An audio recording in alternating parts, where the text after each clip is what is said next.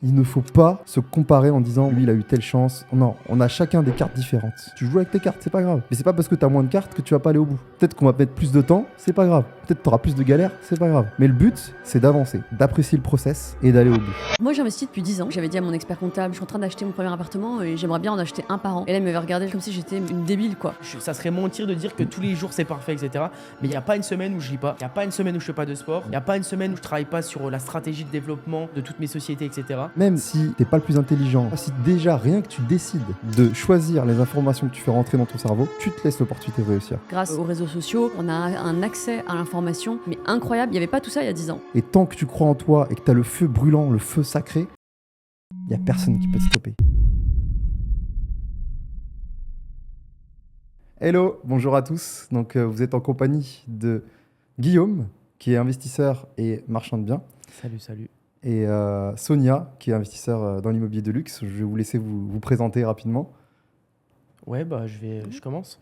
Ouais. Moi c'est Guillaume, j'ai investi dans l'immobilier en 2019, parcours classique, investissement locatif, et ensuite je suis parti sur du marchand de biens classique, achat-revente, découpe d'immeubles, etc. Beaucoup de travaux. Et au bout d'un moment, j'ai fait face aux mêmes problématiques que tous les investisseurs.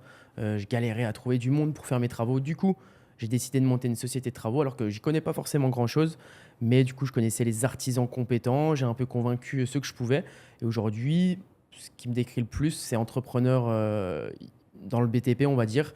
Et du coup, j'essaye de rénover les biens de tous les investisseurs, notamment dans le Grand Est, avec une entreprise qui s'appelle C'est Rénové. Voilà pour mon parcours, entre guillemets. Super. Donc moi c'est Sonia, je suis investisseur immobilier depuis un petit peu plus d'une dizaine d'années. J'investis principalement à Paris, dans l'immobilier haut de gamme, l'immobilier de luxe. Et je suis également la fondatrice d'un organisme de formation pour apprendre aux gens à investir en immobilier de manière raisonnée et raisonnable. Eh bien, moi, c'est Yacine. Je suis investisseur immobilier depuis 2018. J'ai beaucoup investi dans l'immobilier locatif à haut rendement. J'ai commencé par des colocations et ensuite j'ai démarré, j'ai poursuivi sur des immeubles de rapport. Donc là, maintenant, j'aide les gens à investir massivement dans l'immobilier, notamment sur des immeubles. Et voilà. Ok. Et du coup, vous avez commencé chacun en quelle année exactement? Alors moi, 2018, Ouais. du coup. C'était ton premier bien en 2018? Ouais, mon premier bien. T'avais commencé par quoi du coup? J'ai commencé par une colocation de 4 chambres. Ouais. En Dans fait, ton secteur? Ouais, dans mon secteur. Ouais. Et j'ai commencé justement à définir une zone qui était plutôt rentable au niveau du prix au mètre carré. Parce que du coup, je trouvais des appartements de minimum 80 mètres carrés que je divisais en plusieurs lots, en plusieurs chambres plutôt. Ouais. Et ouais, c'était une bonne première expérience du coup, parce que j'ai rénové tout un appartement. T'étais à combien au mètre carré dans ton secteur? J'étais à 1000 Ouais. du mètre. Ouais. Et toi, par rapport à Sonia, du coup, toi, t'es vraiment plus dans le haut de gamme où on est sur des prix au mètre carré, Paris, voilà, t'as pas fait d'immeubles, mais tu as fait plus des appartements à fond, plus de luxe, où les prix au mètre carré sont beaucoup plus élevés, quoi. Ouais, c'est ça exactement. Moi, j'ai commencé à investir, enfin pour tout dire, j'ai commencé à rechercher mon premier bien, je me souviens, vers janvier 2011. Et j'ai mis 1 an et demi à trouver mon premier bien, en fait, parce que quand tu démarres, tu sais pas, tu connais rien, en fait, tu sais pas ce que tu fais, puis il y a la peur, etc. Et donc, j'ai mis 1 an et demi à trouver. En premier investissement, un appartement qui a une ancienne loi 48. Je ne sais pas si vous connaissez, mais loi 48, c'est une loi du coup de 1948, de l'après-guerre, qui avait pour effet de plafonner les loyers à un montant mais extrêmement bas pour des années. Et ce qui fait que ce type de logement était complètement insalubre et plutôt vétuste. Et moi, ce que j'avais trouvé, c'est un appartement dans un quartier plutôt tranquille, à 6 400 € du mètre, dans un secteur qui en valait, allez, on va dire peut-être 8 000, peut-être 8 500 à l'époque. Et voilà, c'était un appartement où il y avait absolument tout à refaire, il n'y avait pas de douche, etc. Et tu vois, typiquement, dans ma stratégie, je vise la plus-value à long terme. Et cet appartement-là, en 3, 4, 5 ans, il a doublé de valeur. Ouais. Ce qui est drôle, c'est qu'on a déjà 3 stratégies bien différentes à nos débuts dans l'IMO, en fait. Toi, tu as fait de la coloc, toi, tu as fait vraiment sur du haut de gamme où le promètre carré est hyper élevé. Moi, j'ai commencé par un immeuble de rapport parce que je suis dans un marché où le promètre carré est aussi faible, tu vois, entre 1000 et 1500 € le mètre carré. Donc, c'est drôle parce qu'au final, on se rejoint sur un même point, mais chaque personne a une stratégie différente. Donc, c'est aussi un peu l'allégorie de la vie. Genre, on démarre tous à des niveaux différents, mais chacun a son objectif. On veut tous la liberté financière, entre guillemets, liberté géographique. Et grâce à l'IMO, et puis chacun a fait sa stratégie. C'est la C'est première chose ça. qu'on peut observer qui est assez drôle par rapport à ça. Ouais, très bon point. Et ce que je trouve génial en fait en immobilier, c'est que tu vois, tu as parfois des gens qui disent non, c'est ma stratégie qui marche avec colocation, immeuble de rapport, etc. Mais en fait, non, il y a mille et une façons de faire l'immobilier. Toutes fonctionnent. Et c'est à chacun en fait de trouver sa méthodologie et sa manière de faire, quoi. Mais est-ce qu'on peut dire qu'il y a une stratégie qui est mieux que l'autre? Franchement, non. Non. Il n'y a aucune stratégie qui est mieux qu'une autre. Non. Ça dépend du profil d'investisseur, ça dépend de la zone, ça dépend de plusieurs contextes, d'un point de vue aussi financier. Donc, pour moi, il n'y a pas une stratégie qui est vraiment la meilleure finalement. Et ça dépend de l'objectif de chacun aussi. En fait, il y a vraiment une stratégie par rapport à un secteur, au final. On le voit, toi, tu as Ouais. grandi plus dans la région parisienne, etc. Donc, tu as été confronté à des prix qui sont totalement au-dessus du marché. Donc, tu as dû t'adapter et réfléchir en fonction de ça. Ta stratégie, elle était un petit peu comme ça, au final. Toi, bah, du coup, pareil, tu n'es pas forcément de la région parisienne de départ. Donc, tu connaissais des gens dans une ville moyenne. Donc, C'est tu ça. as choisi, tu as identifié que la coloc était pas mal. En fait, on a une zone, on identifie la cible C'est et ça. on fait en fonction. Parce que, par exemple, si toi, tu avais voulu faire comme Sonia, alors que le prix au mètre carré n'est pas du tout adéquat, ça aurait été totalement différent ton rendement, au final. Ah oui, non, c'est clair. Et voilà, donc ouais, c'est intéressant de voir ça. Et moi, pareil, j'ai analysé mon secteur, j'ai vu que coloc, moi, ça marchait pas du tout. Faire du patrimonial, c'est compliqué parce que le prix au mètre carré, en 20 ans, il va prendre 2%. Donc, je me suis dit, immeuble de rapport, travaux et revente. Voilà, la stratégie. Et le point commun aussi qu'on a, nous trois, c'est qu'on a commencé dans une ville qu'on connaît. Ouais. Et pour commencer l'immobilier, c'est beaucoup plus facile d'être sur un secteur qui est familier pour justement être à l'aise sur notre premier investissement, pour savoir dans quelle zone investir. C'est très important. Donc, ouais, je pense que pour commencer l'immobilier, c'est cool. Bah, c'est plus simple en fait de commencer près de chez soi. Il y en a il y a des investisseurs qui commencent loin, qui commencent à 2, 3, 4 heures, aller même au bout de la France. Ouais. Mais en fait, j'ai envie de dire, mais pourquoi faire compliqué quand on peut faire simple? Et surtout que pour un premier investissement, il faut quand même être là, quoi. Après, quoi que ça dépend. Il y a des gens qui n'ont pas de mal à déléguer.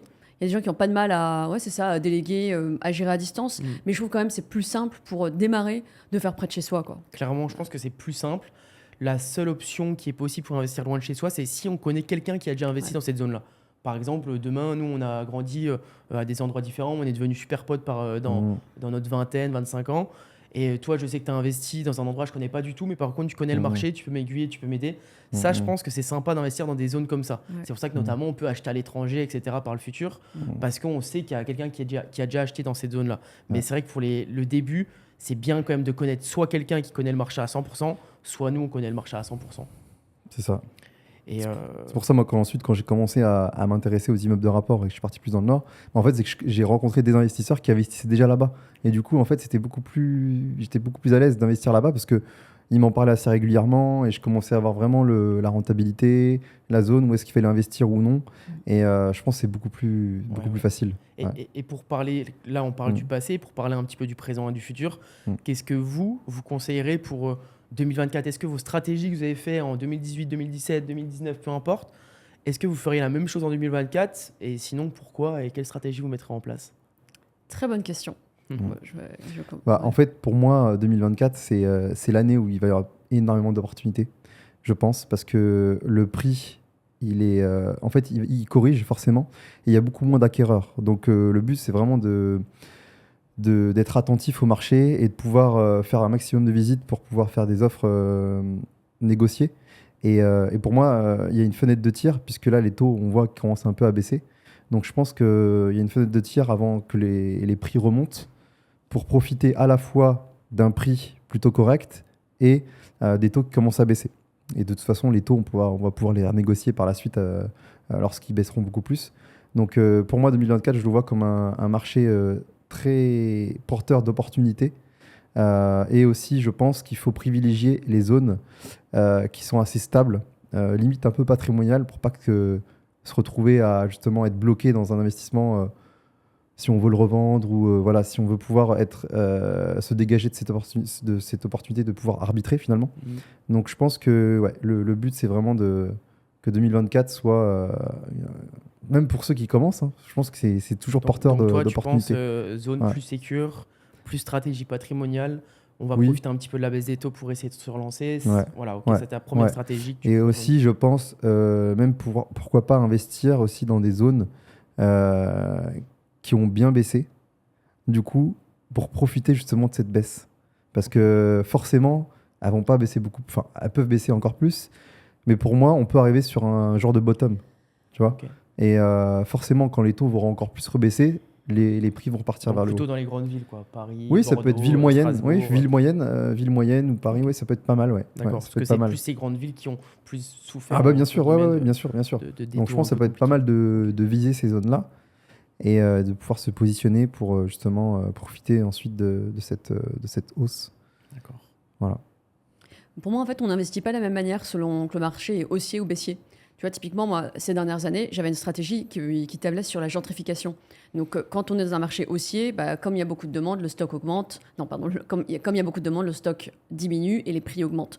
Donc, moi, ma stratégie, c'était d'investir dans des secteurs en pleine gentrification, où j'achetais pas très cher, je rénovais et ensuite, bah, je revendais ou je louais, etc. Et ça marchait très bien. Sauf que quand, je parle des grandes villes, quand le marché devient baissier, alors les prix dégringolent. En fait, c'est les marchés qui ont le plus augmenté qui baissent le plus. Et typiquement, par exemple, pour prendre l'exemple de Paris, bah, 18e arrondissement, ça, c'est typiquement un marché qui a fait au moins 10, voire moins 15%. Et pareil, si tu regardes la carte de France, en fait, bah, c'est les villes qui ont le plus augmenté ces dernières années qui dégonflent en premier. Je pense à Bordeaux, par Ouais. exemple, à Lyon, etc. Donc, on n'investit pas de la même manière quand le marché devient baissier. Donc j'ai complètement arrêté la stratégie que j'avais avant, la stratégie de gentrification. Et du coup, maintenant, en fait, ce que je fais, c'est que je me concentre sur des micro-marchés qui se maintiennent, voire qui augmentent. Tu vois, 8e arrondissement, 6e arrondissement de Paris, enfin vraiment les quartiers chics où la valeur se maintient. Donc personnellement, moi, c'est la stratégie que j'ai choisi de suivre. Et puis je reprendrai à la gentrification quand les conditions de marché seront différentes. Mais en tout cas, voilà, pour moi, il faut réajuster sa stratégie. Et moi, c'est la manière dont j'ai réajusté ma stratégie. Ok, ok. Et toi? Bah, moi c'est vrai que je suis pas du tout de cette région parisienne, donc je me rends pas forcément compte de la baisse ou quoi, parce que moi, dans mon secteur, dans le Grand Est, euh, honnêtement, depuis 5 ans, le prix n'a fait qu'augmenter. S'il a stabilisé ces 18 derniers mois, quoi. Il a stabilisé, il a même pas trop baissé. Donc moi, j'ai jamais été obligé d'adapter ma stratégie. En fait, ma stratégie elle a toujours été la même, faire le maximum de cash. Mm. C'est-à-dire que moi, aujourd'hui, je vais avoir 28 ans, etc. Ma stratégie, c'était d'arriver jusqu'à 32 ans avec le plus de cash possible. Parce que je me suis dit, j'ai pas d'enfant, j'ai pas de femme, j'ai pas envie de construire un gros patrimoine. Et c'est pour ça que c'est drôle, parce qu'on a tous des stratégies un petit peu différentes. Et donc, je me suis dit, je vais arriver avec le plus de cash possible. Et ensuite, j'adapterai ma stratégie, j'accumulerai du locatif. Donc, pendant les 4 premières années de mon investissement, j'ai commencé à accumuler du locatif. Et j'ai arbitré. J'ai fait pas mal de travaux, j'ai revendu. J'ai encaissé des plus-values pour avoir le max de cash, parce que je savais qu'avec ce cash-là, je pouvais faire tous les projets que je voulais. Si je voulais monter une société de travaux, j'en fais une. Si je veux ouvrir un resto demain, j'en fais un. Si j'ai envie d'entreprendre sur d'autres projets, je le peux le faire. Et moi, c'était ça ma stratégie. Donc, dans l'immobilier, ma stratégie en 2004, ça sera la même que j'ai fait ces 5 dernières années, ces 4 dernières années. Acheter plein de travaux, peu importe la surface, peu importe la chose, plein de travaux et j'augmente la valeur. Mais je ne fais pas sur un lot. Par exemple, si j'ai 100 mètres carrés, je divise pour avoir 3 appartements. Si j'ai un immeuble de 5 appartes, je fais en sorte d'en avoir 7. J'essaie de créer ou d'ajouter de la valeur constamment. Mais voilà, j'ai pas une stratégie patrimoniale ou j'ai pas forcément une stratégie là parce que mon marché est hyper propice à ça et parce que maintenant que j'ai ma société de travaux qui rénove aussi mes biens, ce serait hyper bête de pas utiliser les travaux, quoi. Ouais, non, c'est clair. Ah oui, donc ton marché, il est resté stable. Ouais. Moi, les Ouais. Vosges, Mm. les Vosges dans le Grand Est, c'est resté hyper stable. Je veux dire, quand j'ai commencé à acheter, on était à 1100 mètres carrés, on est passé à 1600, 1700. Il y a des trucs qui se vendent à 2002 le mètre carré, c'est-à-dire qu'on se vend à 2 fois plus que ce que j'avais acheté à l'époque. Donc ouais, c'est un marché hyper stable. Le seul problème, c'est que et les personnes qui vivent près de Paris, là, ils se disent « Ah, c'est sympa les Vosges, il fait un peu froid, mais c'est sympa. » Donc on va aller voir ce qu'on peut acheter là-bas. Et on voit qu'on peut acheter à 10%, etc. Quand je me suis formé à l'immobilier, on me parlait de « Ouais, du 10%, c'est exceptionnel. » Tous mes achats, je les ai fait minimum à 15%. Brut, je parle. C'était tous minimum 15%. Parce que c'était hyper simple. Tu fais un peu de travaux, tu loues au-dessus du prix du marché et ça partait. C'est-à-dire que si dans les Vosges, tu vas à 100 km/h, tu vas 80 km/h plus vite que tout le monde. Ça avance très lentement et c'est normal. Il y a beaucoup moins de population, beaucoup moins d'investisseurs. Donc, si tu mets une stratégie hyper agressive, ça va vite. Bien sûr. Donc, ouais, le marché n'a pas trop bougé. Donc, moi, honnêtement, ma stratégie, elle ne change pas forcément. Plus de marchands de biens, plus de reventes, évidemment. Ouais, donc ouais, forcément, c'est vrai que la valeur, elle se crée surtout dans la rénovation, dans les travaux, parce que du coup, tu arrives à optimiser, tu peux créer des espaces, et ça te permet justement de faire aussi pas mal de déficits sur tes boîtes, c'est ça aussi qui est intéressant. Qu'est-ce que vous pensez, vous, de cette stratégie que je vous ai partagée de je veux accumuler le plus de cash possible parce qu'on n'a pas exactement le même âge, on n'a pas 10 ans d'écart non plus, mais on n'a pas le même âge, donc on n'a pas vécu les mêmes choses au même moment. Qu'est-ce que vous pensez des stratégies-là de vraiment faire travailler mon cash que plutôt d'accumuler du patrimoine? Parce que je sais que par la force des choses, quand j'aurai 40, 50 ans, j'accumulerai du patrimoine quoi qu'il arrive. J'ai envie de savoir ce que vous pensez de ça. Le cash, en immobilier, le cash se fait à la sortie. Pour moi, en fait, il faut arbitrer régulièrement son parc. Parce qu'en fait, si tu restes avec ton patrimoine, tu vas avoir de la valeur qui va rester emprisonnée quelque part, enfin qui va rester emprisonnée dans tes biens, et tu peux rester comme ça 10 ans, 20 ans sans que ton parc évolue. Alors qu'en réalité, le cash se fait à la sortie. Donc pour moi, même quand on a une vision patrimoniale, même quand on a pour objectif de se constituer un patrimoine, il faut impérativement arbitrer régulièrement. Pour moi, dès qu'il y a à partir de 30, 40, 50 000 euros qui dort dans un bien, il faut revendre, sortir le cash. Et ensuite, avec ce cash, effectivement, comme ce que tu disais, une fois que tu as le cash, avec ce cash, tu fais absolument tout ce que tu veux. Tu le mets en apport, tu pars sur d'autres projets, etc. Mais pour moi, quand on est jeune, quand on démarre dans l'immobilier, il n'y a absolument aucun intérêt de laisser dormir du cash dans les biens. Il faut arbitrer très régulièrement. Totalement. Je pense que là, toi, oui, je vois ce que tu veux dire. C'est en fait, quand tu parles de cash, c'est de faire du cash avec ta société de travaux, c'est ça? Non, pas forcément. C'est-à-dire qu'aujourd'hui, quand j'ai acheté mes immeubles en 2019, tu fais vite tes calculs de plus-value. En 2023, je faisais mes calculs. Je vois que j'ai 100 000 à prendre là, 150 000 à prendre là, 80 000 à prendre ici. Je divise cette plus-value par le montant du loyer. Par exemple, si j'ai un immeuble qui me rapporte 30 000 à l'année, t'enlèves ton crédit, tout ça, allez, au meilleur des cas, il te reste 13 14 000 net. Okay, je vois que j'ai 150 000 euros de plus-value dessus. Bah, j'ai 11 ans et demi de plus-value à sortir. En gros, c'est-à-dire que si je prends ma plus-value, j'économise 11 ans et demi de loyer. C'est ce qu'on se disait. T'imagines comment ta vie elle change en un an, imagine comment elle change en 11 ans. Alors, je vois ça, je me dis, même si le truc il me rapportait 1005 net, donc je parle d'un truc que j'ai vendu il y a 6 mois là, et bah, voilà, tu prends ta plus-value, t'es 11 ans et t'accélères. À quoi ça sert? C'est vrai qu'on se faisait la réflexion l'autre fois avec Sonia, c'est qu'en fait, à partir du moment où tu as 10 ans de loyer en plus-value, bah en fait là tu peux te poser la question d'arbitrer. Totalement. Et c'est là où ça fait sens, parce que du coup tu peux aller beaucoup plus vite en réinvestissant ce cash sur un autre bien. Ouais, mais 10 ans, mais même moins. Parce que, parce que si tu as confiance en ta capacité à doubler ton cash, si tu as confiance en. Genre, tu prends 100 000, tu mets 30 000 dans un projet de marchand de biens, 50 000 dans un autre, etc.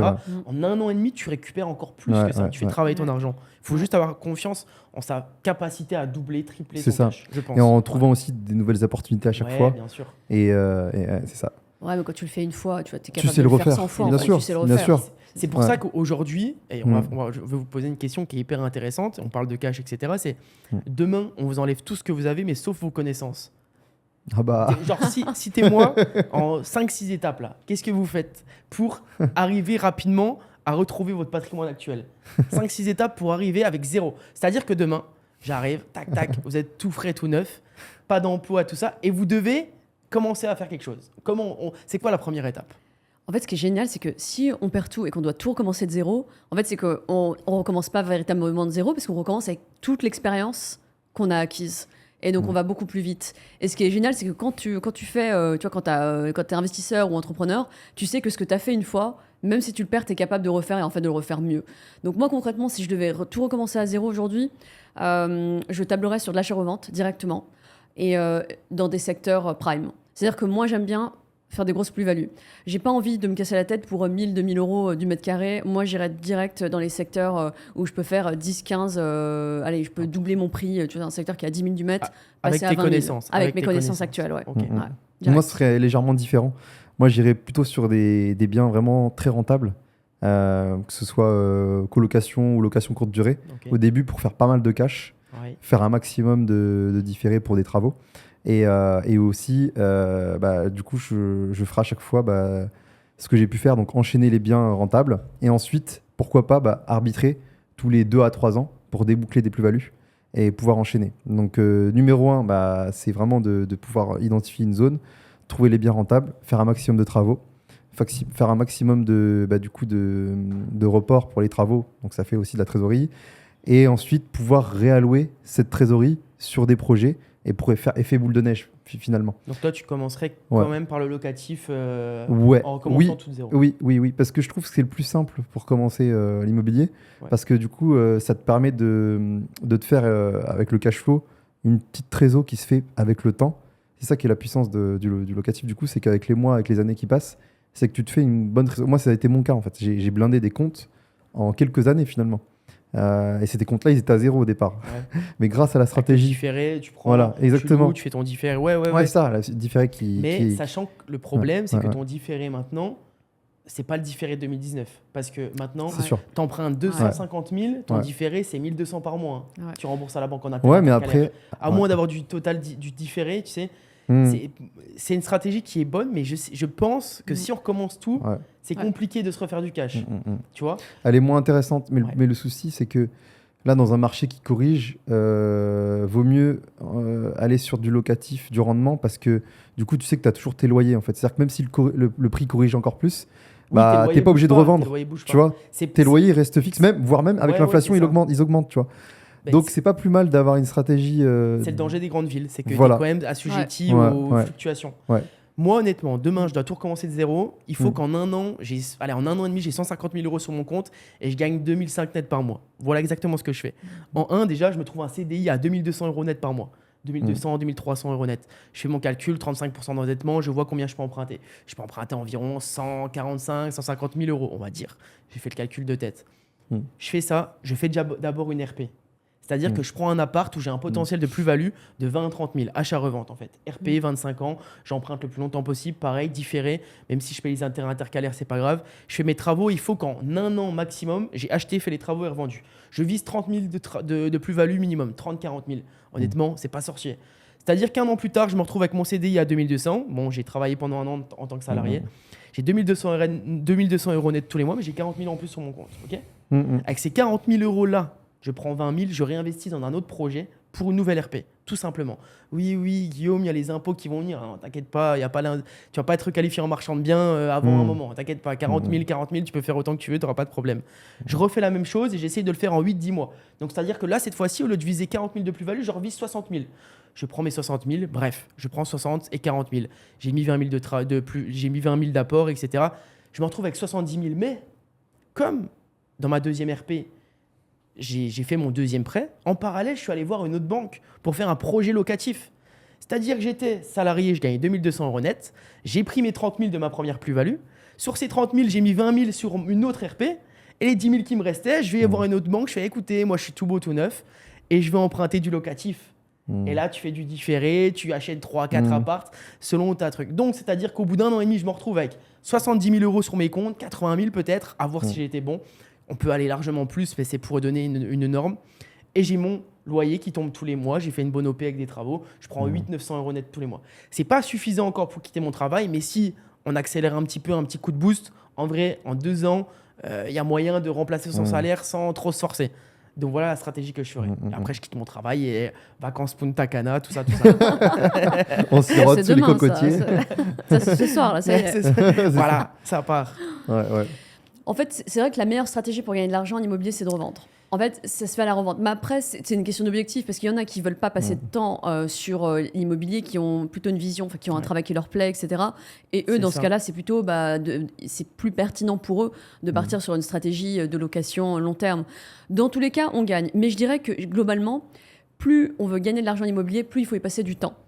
Bien Et sûr. sinon, c'est du long terme. En fait, c'est soit tu veux de l'argent tout de suite et tu mets du temps, soit faire du locatif, de la colocation, la location courte durée, de l'achat-revente, ou si tu veux pas y passer de temps, il faut juste être un peu plus patient. C'est Et ça. puis, ça capitalise tout seul et tu retrouves C'est tes vrai. billes. Et une stratégie va pas Ouais. forcément sans l'autre, tu as raison. Ouais. Et ça, c'est une stratégie parce que nous, si on recommence de zéro, on a des connaissances, etc. Si j'ai les connaissances, demain, c'est compliqué pour quelqu'un de faire de l'achat-revente, Bien de sûr. sortir en un an. Il y a aussi le côté émotionnel. Ouais. On n'a pas tout ça en compte, etc.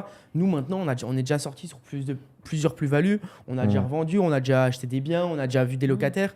Et on sait que le 20-80 dans l'immobilier, c'est j'achète, je rénove et je vends. le 20-80. C'est ça, bien sûr. Ouais. C'est le 20-80, c'est-à-dire, c'est pas le 100%, mais c'est le 20-80. C'est-à-dire que c'est un peu plus long, mais par contre, quand je récupère ma plus-value, je me paye un petit billet en Thaïlande, quoi. Ouais, ça. Ouais, je pense que c'est bien d'avoir un format hybride, Ouais, d'avoir un je peu des pense. deux. Ouais. Un peu de locatif, un peu de plus-value sur une RP Je pense que ça va être pas mal de mixer les deux, ouais. Mais c'est vrai que la plupart des gens n'ont pas forcément les mêmes objectifs. Il y en a qui C'est sont ça. bien dans leur travail. Après, je pense que la majorité des gens qui s'intéressent à l'immobilier, je pense, qui sont vraiment intéressés par l'indépendance financière. Je suis convaincu que la grande majorité, c'est ça, ou alors d'être moins dépendant d'un patron.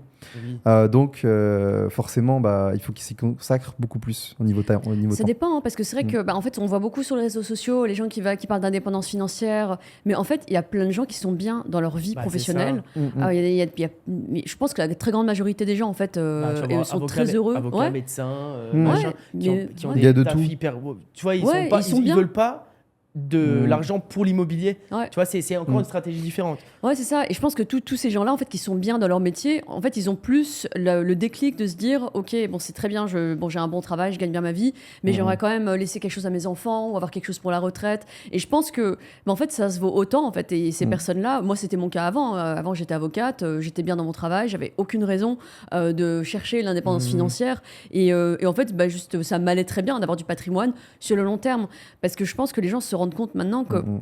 sur le long terme, tu gagnes pas enfin, tu gagnes ta vie grâce à un travail, mais tu ne peux pas te constituer véritablement un capital Mm, mm. grâce à la sueur de ton front, quoi. Bien sûr. En fait, tu te constitues du gros capital soit en créant une entreprise, en prenant des parts dans une société, ou en Mm. en faisant l'immobilier à fond, type Ou marchand de ouais, biens, achat-revente, entrepreneuriat quoi. ou Mm. voilà. Ouais. Non, Ouais, parce que je dis ça parce que j'ai lancé un quiz sur mon Insta et la grande majorité, en fait, je leur posais la question pourquoi ils veulent investir en immobilier. Et c'est que la grande majorité, ils ont répondu qu'ils voulaient plus une aisance financière, une indépendance financière. Il y avait quand même une partie qui voulait Ouais. transmission de patrimoine et aussi se sécuriser financièrement. Mais c'est vrai qu'il y avait quand même une majorité qui voulait quand même une indépendance. Donc Ouais. je pense que. Bah, après, c'est honnêtement, c'est on va pas se ancré. cacher. Ouais. Demain, on va voir n'importe qui. On lui dit écoute, tu vois ton travail là, combien tu gagnes. Je te donne la même chose en immobilier. Bah Tu oui. peux faire ce que tu veux de tes journées. C'est clair. Honnêtement. Ouais, ouais. Voilà, on a tous des travails qui nous plaisent. Mais honnêtement, demain, je vais voir quelqu'un, je lui dis je te donne exactement la même chose. Mais par contre, tu peux voir tes enfants autant que tu veux. Tu peux aller voir ta mère, ton père, tes cousins. Tu peux voyager, tu peux faire ce que tu veux. Et ça, tu le fais autant de fois que tu veux. Et ben, il va accepter cette proposition 9 fois sur 10. Donc oui, il y a des exceptions, comme tout, évidemment. Mais voilà, la liberté, on va pas se cacher. Après, encore une fois, c'est aussi des stades d'âge. Aujourd'hui, tu as 40 ans, tu as 2 enfants, tu n'as pas forcément envie de voyager partout, tu as envie d'être avec ta famille tout le temps. Et ça ne te sert pas plus que ça de rien faire de tes journées, entre guillemets, même s'il n'y a pas de rien, tu vois. Donc ouais, tout dépend de plein de facteurs, en fait. Ouais, c'est clair, c'est clair. Ça, Mais et vous, le switch, parce que là, vous faites aussi un switch en même temps entrepreneuriat, entre guillemets, où vous êtes en train aussi de proposer des accompagnements différents pour accompagner les personnes à faire ce que vous avez fait et puis s'adapter aussi au profil. Et, dites-moi en plus sur ça, le switch, tout ça, tout ça. Ouais, Ouais. vas-y. Ouais. Donc moi, j'ai investi depuis 10 ans. Ouais. Plus de 10 ans maintenant, allez, 12 ans. Et en fait, quand j'ai commencé, moi, j'étais toute seule. Personne ne faisait ça autour de moi. Je me souviens à l'époque, j'avais dit à mon expert comptable, qui était le père d'un ami, et je savais qu'il avait 2-3 appartes déjà à Paris. Et je me souviens, je lui avais dit, ah bah, je suis en train d'acheter mon premier appartement et j'aimerais bien en acheter un par an. Et là, il m'avait regardé genre, mais en fait, comme si j'étais une débile, quoi. Genre, mais n'importe quoi. En plus, j'avais été le voir parce que je savais pas trop quoi faire de ce premier achat, parce que c'était un 33 mètres carrés. Je savais très bien qu'à mon âge, j'allais pas rester dans un 33 mètres carrés éternellement, donc je savais pas si j'allais faire du locatif, Ouais. etc. Et donc, en fait, c'était rare à mon époque. Enfin, en tout cas, j'étais la seule à vouloir me constituer un gros parc, un gros patrimoine. Et du coup, donc, j'ai travaillé toutes ces années, voilà, toute seule. Et ensuite, j'ai commencé à rencontrer des investisseurs il y a à peu près 5 ans. Et là, mais tout a changé, quoi. C'est là que tu te rends compte de la puissance du réseau. En fait, c'est pour réussir à atteindre tes objectifs, tu dois impérativement t'entourer de personnes qui ont les mêmes ambitions que toi et idéalement de personnes qui ont atteint déjà ces objectifs. Après, si tu n'en connais pas personnellement, tu regardes, aujourd'hui, on a la chance, grâce aux réseaux sociaux, on a accès à l'information, on a un accès à l'information, mais incroyable. Il n'y avait pas tout ça il y a 10 ans. Il n'y avait pas tout ça. Et peut-être que pour les plus jeunes d'entre vous, vous vous rendez pas compte, mais avant, il n'y avait pas tout ça, quoi. Et c'est une chance. Et donc là, j'ai commencé à rencontrer ces investisseurs il y a quelques années. Après, j'ai commencé à découvrir un petit peu tout ce qui se faisait sur les réseaux. Et je me suis dit, mais en fait, il faut partager. Là, du coup, j'ai envie de partager tout ce que j'ai fait, toute mon expérience, tout mon savoir. Et tu vois, par exemple, là, alors, je prends très très peu d'élèves en fait que je coach en one-to-one. J'en prends très peu parce que ça prend du temps et j'ai pas forcément ce temps-là. Mais je prends juste ceux qui sont vraiment très bons et je sais qu'ils ont un potentiel énorme. Et en fait, c'est vraiment un plaisir de les accompagner et de voir qu'en fait, bah, je leur transmets mes informations et je vois qu'ils font des belles choses. Et ces gens-là, je sais qu'à l'avenir, voilà, on pourra s'associer, on pourra faire des choses ensemble. Et puis juste, enfin, je pense qu'il y a peut-être des gens qui ont un côté un peu égoïste à se dire ouais c'est bon je transmets, bon je fais payer etc. Mais en fait moi je vois ça plutôt comme un échange de valeurs. Tu vois, tu transmets et puis eux aussi t'apprennent des choses et puis bah, en fait plus tu diffuses le savoir et plus le savoir en fait t'en récupères aussi et c'est génial en faire de faire des choses de fou quoi. Ouais, oui, totalement d'accord avec toi. Le partage et tu ressens l'envie d'aider. Ouais. Et moi, du coup, ça s'est fait vraiment par la force des choses, parce que du coup, lorsque j'ai commencé l'immobilier, je me suis j'ai très vite intégré des réseaux d'investisseurs. Et en fait, moi, je vois le avant et le après. Et en fait, le fait de rencontrer d'autres gens qui faisaient comme moi, ça m'a vraiment propulsé. Ça m'a vraiment ouvert un état d'esprit où je me suis dit, mais en fait, moi, je voyais ça, mais en fait, il y avait tout ça derrière, tu vois. Tu vois, tu vois un autre, tu ouvres la porte, il y a un autre monde derrière, tu vois. Et tu te dis, il y a des grandes possibilités. Et je sais que moi, c'est vraiment game changer de pouvoir justement échanger des différentes connaissances, différentes stratégies différentes. Et pour moi, je sais que c'est important d'échanger sans rien attendre en retour. C'est-à-dire que moi, c'est naturel pour moi d'aider les gens gratuitement. Parce que voilà, j'adore transmettre, c'est ancré en moi, j'adore ça. Et c'est ce qui m'a vraiment aidé dans mon développement. Et naturellement, de fil en aiguille, il y a des personnes qui voulaient en savoir plus et qui voulaient que je les aide. Donc j'en ai aidé beaucoup. Voilà, comme ça. Et au bout d'un moment, bah, il y a des personnes qui voulaient que je les accompagne de manière beaucoup plus poussée. Comme si qu'on investissait à deux. Sauf qu'en fait, à la fin, c'est eux qui sont eux seuls qui sont propriétaires, en fait. Et du coup, bah, ça s'est fait naturellement. Donc j'ai lancé du coup des accompagnements pour justement Ok, les aider à investir. T'es en pleine transition. Voilà, là, c'est ça, ou- ouais, c'est ça. Ça s'est fait vraiment naturellement. C'est-à-dire que je savais même pas que j'allais faire ça finalement. Ça s'est fait vraiment naturellement. De plus en plus, on me sollicitait sur l'investissement immobilier, sur mon parcours, sur ce que j'ai fait. Donc j'ai aidé beaucoup de gens gratuitement comme ça. Et au bout d'un moment, bah, j'avais de plus en plus de demandes sur l'accompagnement, vraiment un suivi beaucoup plus poussé. Et voilà, donc du coup, je suis en train de faire cette On transition-là. peut te retrouver où sur Insta? Bah oui, du coup, sur Insta, il y a Straveler. Et Sonia. Ouais. Sur mon Insta, Sonia Derama. Voilà. Et non, ouais, je vois ce que vous voulez dire. Ouais. Bah, je pense qu'au bout d'un moment, quand toi tu te développes, Mm. tu as envie de crier au monde ce que tu as fait pour arriver là. Tu as envie d'être là, tu as envie d'aider en fait. Tu as envie de. Tu sais, tes potes ils te demandent, donc tu as envie de proposer ça. Tu vois, tu as envie d'accompagner. Je sais pas comment expliquer. Tu as vraiment cette Ouais, faim, ça. on dirait. Tu vois, Ouais. tu as envie de te filmer quand tu vas sur le chantier, tu fais tes visites, machin. Mm. Regardez, je vous jure, c'est possible et tout. Tu as envie de faire des trucs comme ça. Mm. Moi, le switch vers l'entrepreneuriat, j'ai moins fait que vous dans le sens accompagnement. J'ai plus fait dans le sens où je voulais créer une entreprise, donc avec la société de travaux, où je voulais plus me diriger en tant que... Voilà, j'ai toujours voulu avoir... mon rêve, moi, c'est de valoriser une boîte à 100 millions. J'ai envie de faire un truc de fou, valoriser une boîte à 100 millions. Je me suis toujours posé cette question, comment je peux faire? Donc l'immobilier, ça a été ma petite descente, on va dire, avant de prendre mon grand tremplin. Et je me suis dit, une société de travaux, bon, je connais rien en travaux, mais par contre, il y a un truc à faire. Tous les investisseurs, tout le monde veut investir dans l'IMO et personne ne sait comment on fait des travaux, c'est dur d'avoir des contacts, etc. Donc je me suis dit, si tu deviens numéro 1 une solution d'investissement, une solution de rénovation intérieure, déjà, comme je vous l'ai déjà dit, dans ton quartier, dans ta rue, dans ta ville, dans ta région, dans ton département, et après seulement national, et bah, tu pourras faire des grandes choses. Donc mon switch, il a été fait là. Je voulais créer une société, de BTP, une société où on peut tout maîtriser. Et aujourd'hui, voilà, maintenant, c'est des problématiques différentes. J'accompagne pas de personnes pour le moment parce que j'ai pas forcément envie et c'est compliqué de donner du temps à 100%. Je pense quand aujourd'hui, j'ai 10 salariés, je saurais pas comment ajouter d'autres clients en plus. On a les clients des chantiers, les investisseurs, etc. Donc ce que je me suis dit, en fait, c'est voilà, il faut que je capitalise sur ma société de travaux. Donc mes enjeux du moment, je vois ce que vous voulez dire. Vos enjeux, c'est comment proposer le meilleur accompagnement, comment aiguiller les personnes pour les faire monter le plus haut possible. Et après, par la suite, soit vous associez avec, soit vous faites des choses par la suite. Ça, c'est hyper pertinent. Moi, mes enjeux du moment, c'est vraiment comment je structure ma boîte, comment je contrôle mes marges, comment je développe, comment je scale à une plus grande ampleur, en fait. Comment je vais chercher d'autres marchés, comment j'ouvre d'autres filiales, comment j'internalise des processus, comment j'ouvre une boîte de matériaux. En fait, c'est des questions auxquelles j'ai pas de vidéo pour m'appuyer. C'est-à-dire que demain, je tape comment structurer une boîte. Il y a Jean-Paul, Hervé, Michel qui savent pas trop. C'est compliqué parce que j'ai pas de truc devant moi. Et même dans mon entourage, j'ai personne qui m'apprend à faire ça. Genre, je viens d'une ville, il y a 7000 habitants. C'est compliqué de poser des questions. Moi, j'ai une ambition nationale. Donc, je me dis comment je vais pouvoir arriver là. Donc, voilà, j'essaye de lire, etc. Donc, c'est vrai que c'est des enjeux qui sont à chaque fois différents entre une personne à l'autre. Mais voilà un peu les trucs du moment, entre guillemets. Ouais. C'est vrai que du coup, si tu vas plus être sur une valorisation d'une société, plutôt que de regarder voilà, le chiffre d'affaires tous les ans, enfin le cash flow.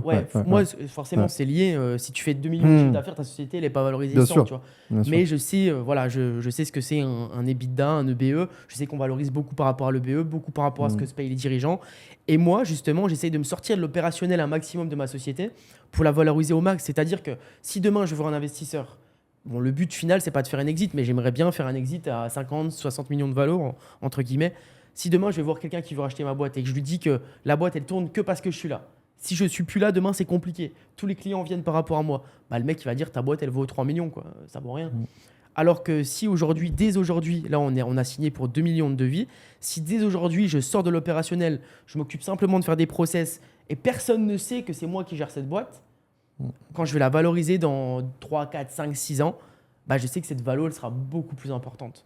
Et voilà, je pense que j'ai envie de faire ça. J'ai envie, je ne sais pas où ça va m'amener, mais j'ai envie de faire un truc un énorme truc, tu vois. Une boîte de fou. Genre, j'ai envie que tu me dis, demain, vous êtes à Paris, ouais, t'as entendu parler de cette société, c'est rénové. Voilà, j'ai envie de faire ça. Et voilà, on verra. On verra. Moi, j'ai une question. T'es entrepreneur, t'es jeune, t'as démarré tout seul, t'as plein d'idées.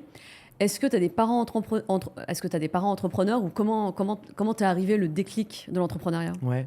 Bah moi du coup non, j'ai pas des parents entrepreneurs. Mon père il travaille à l'usine, ma mère elle travaille avec des personnes handicapées. Et ça, j'ai manqué de rien, super enfant.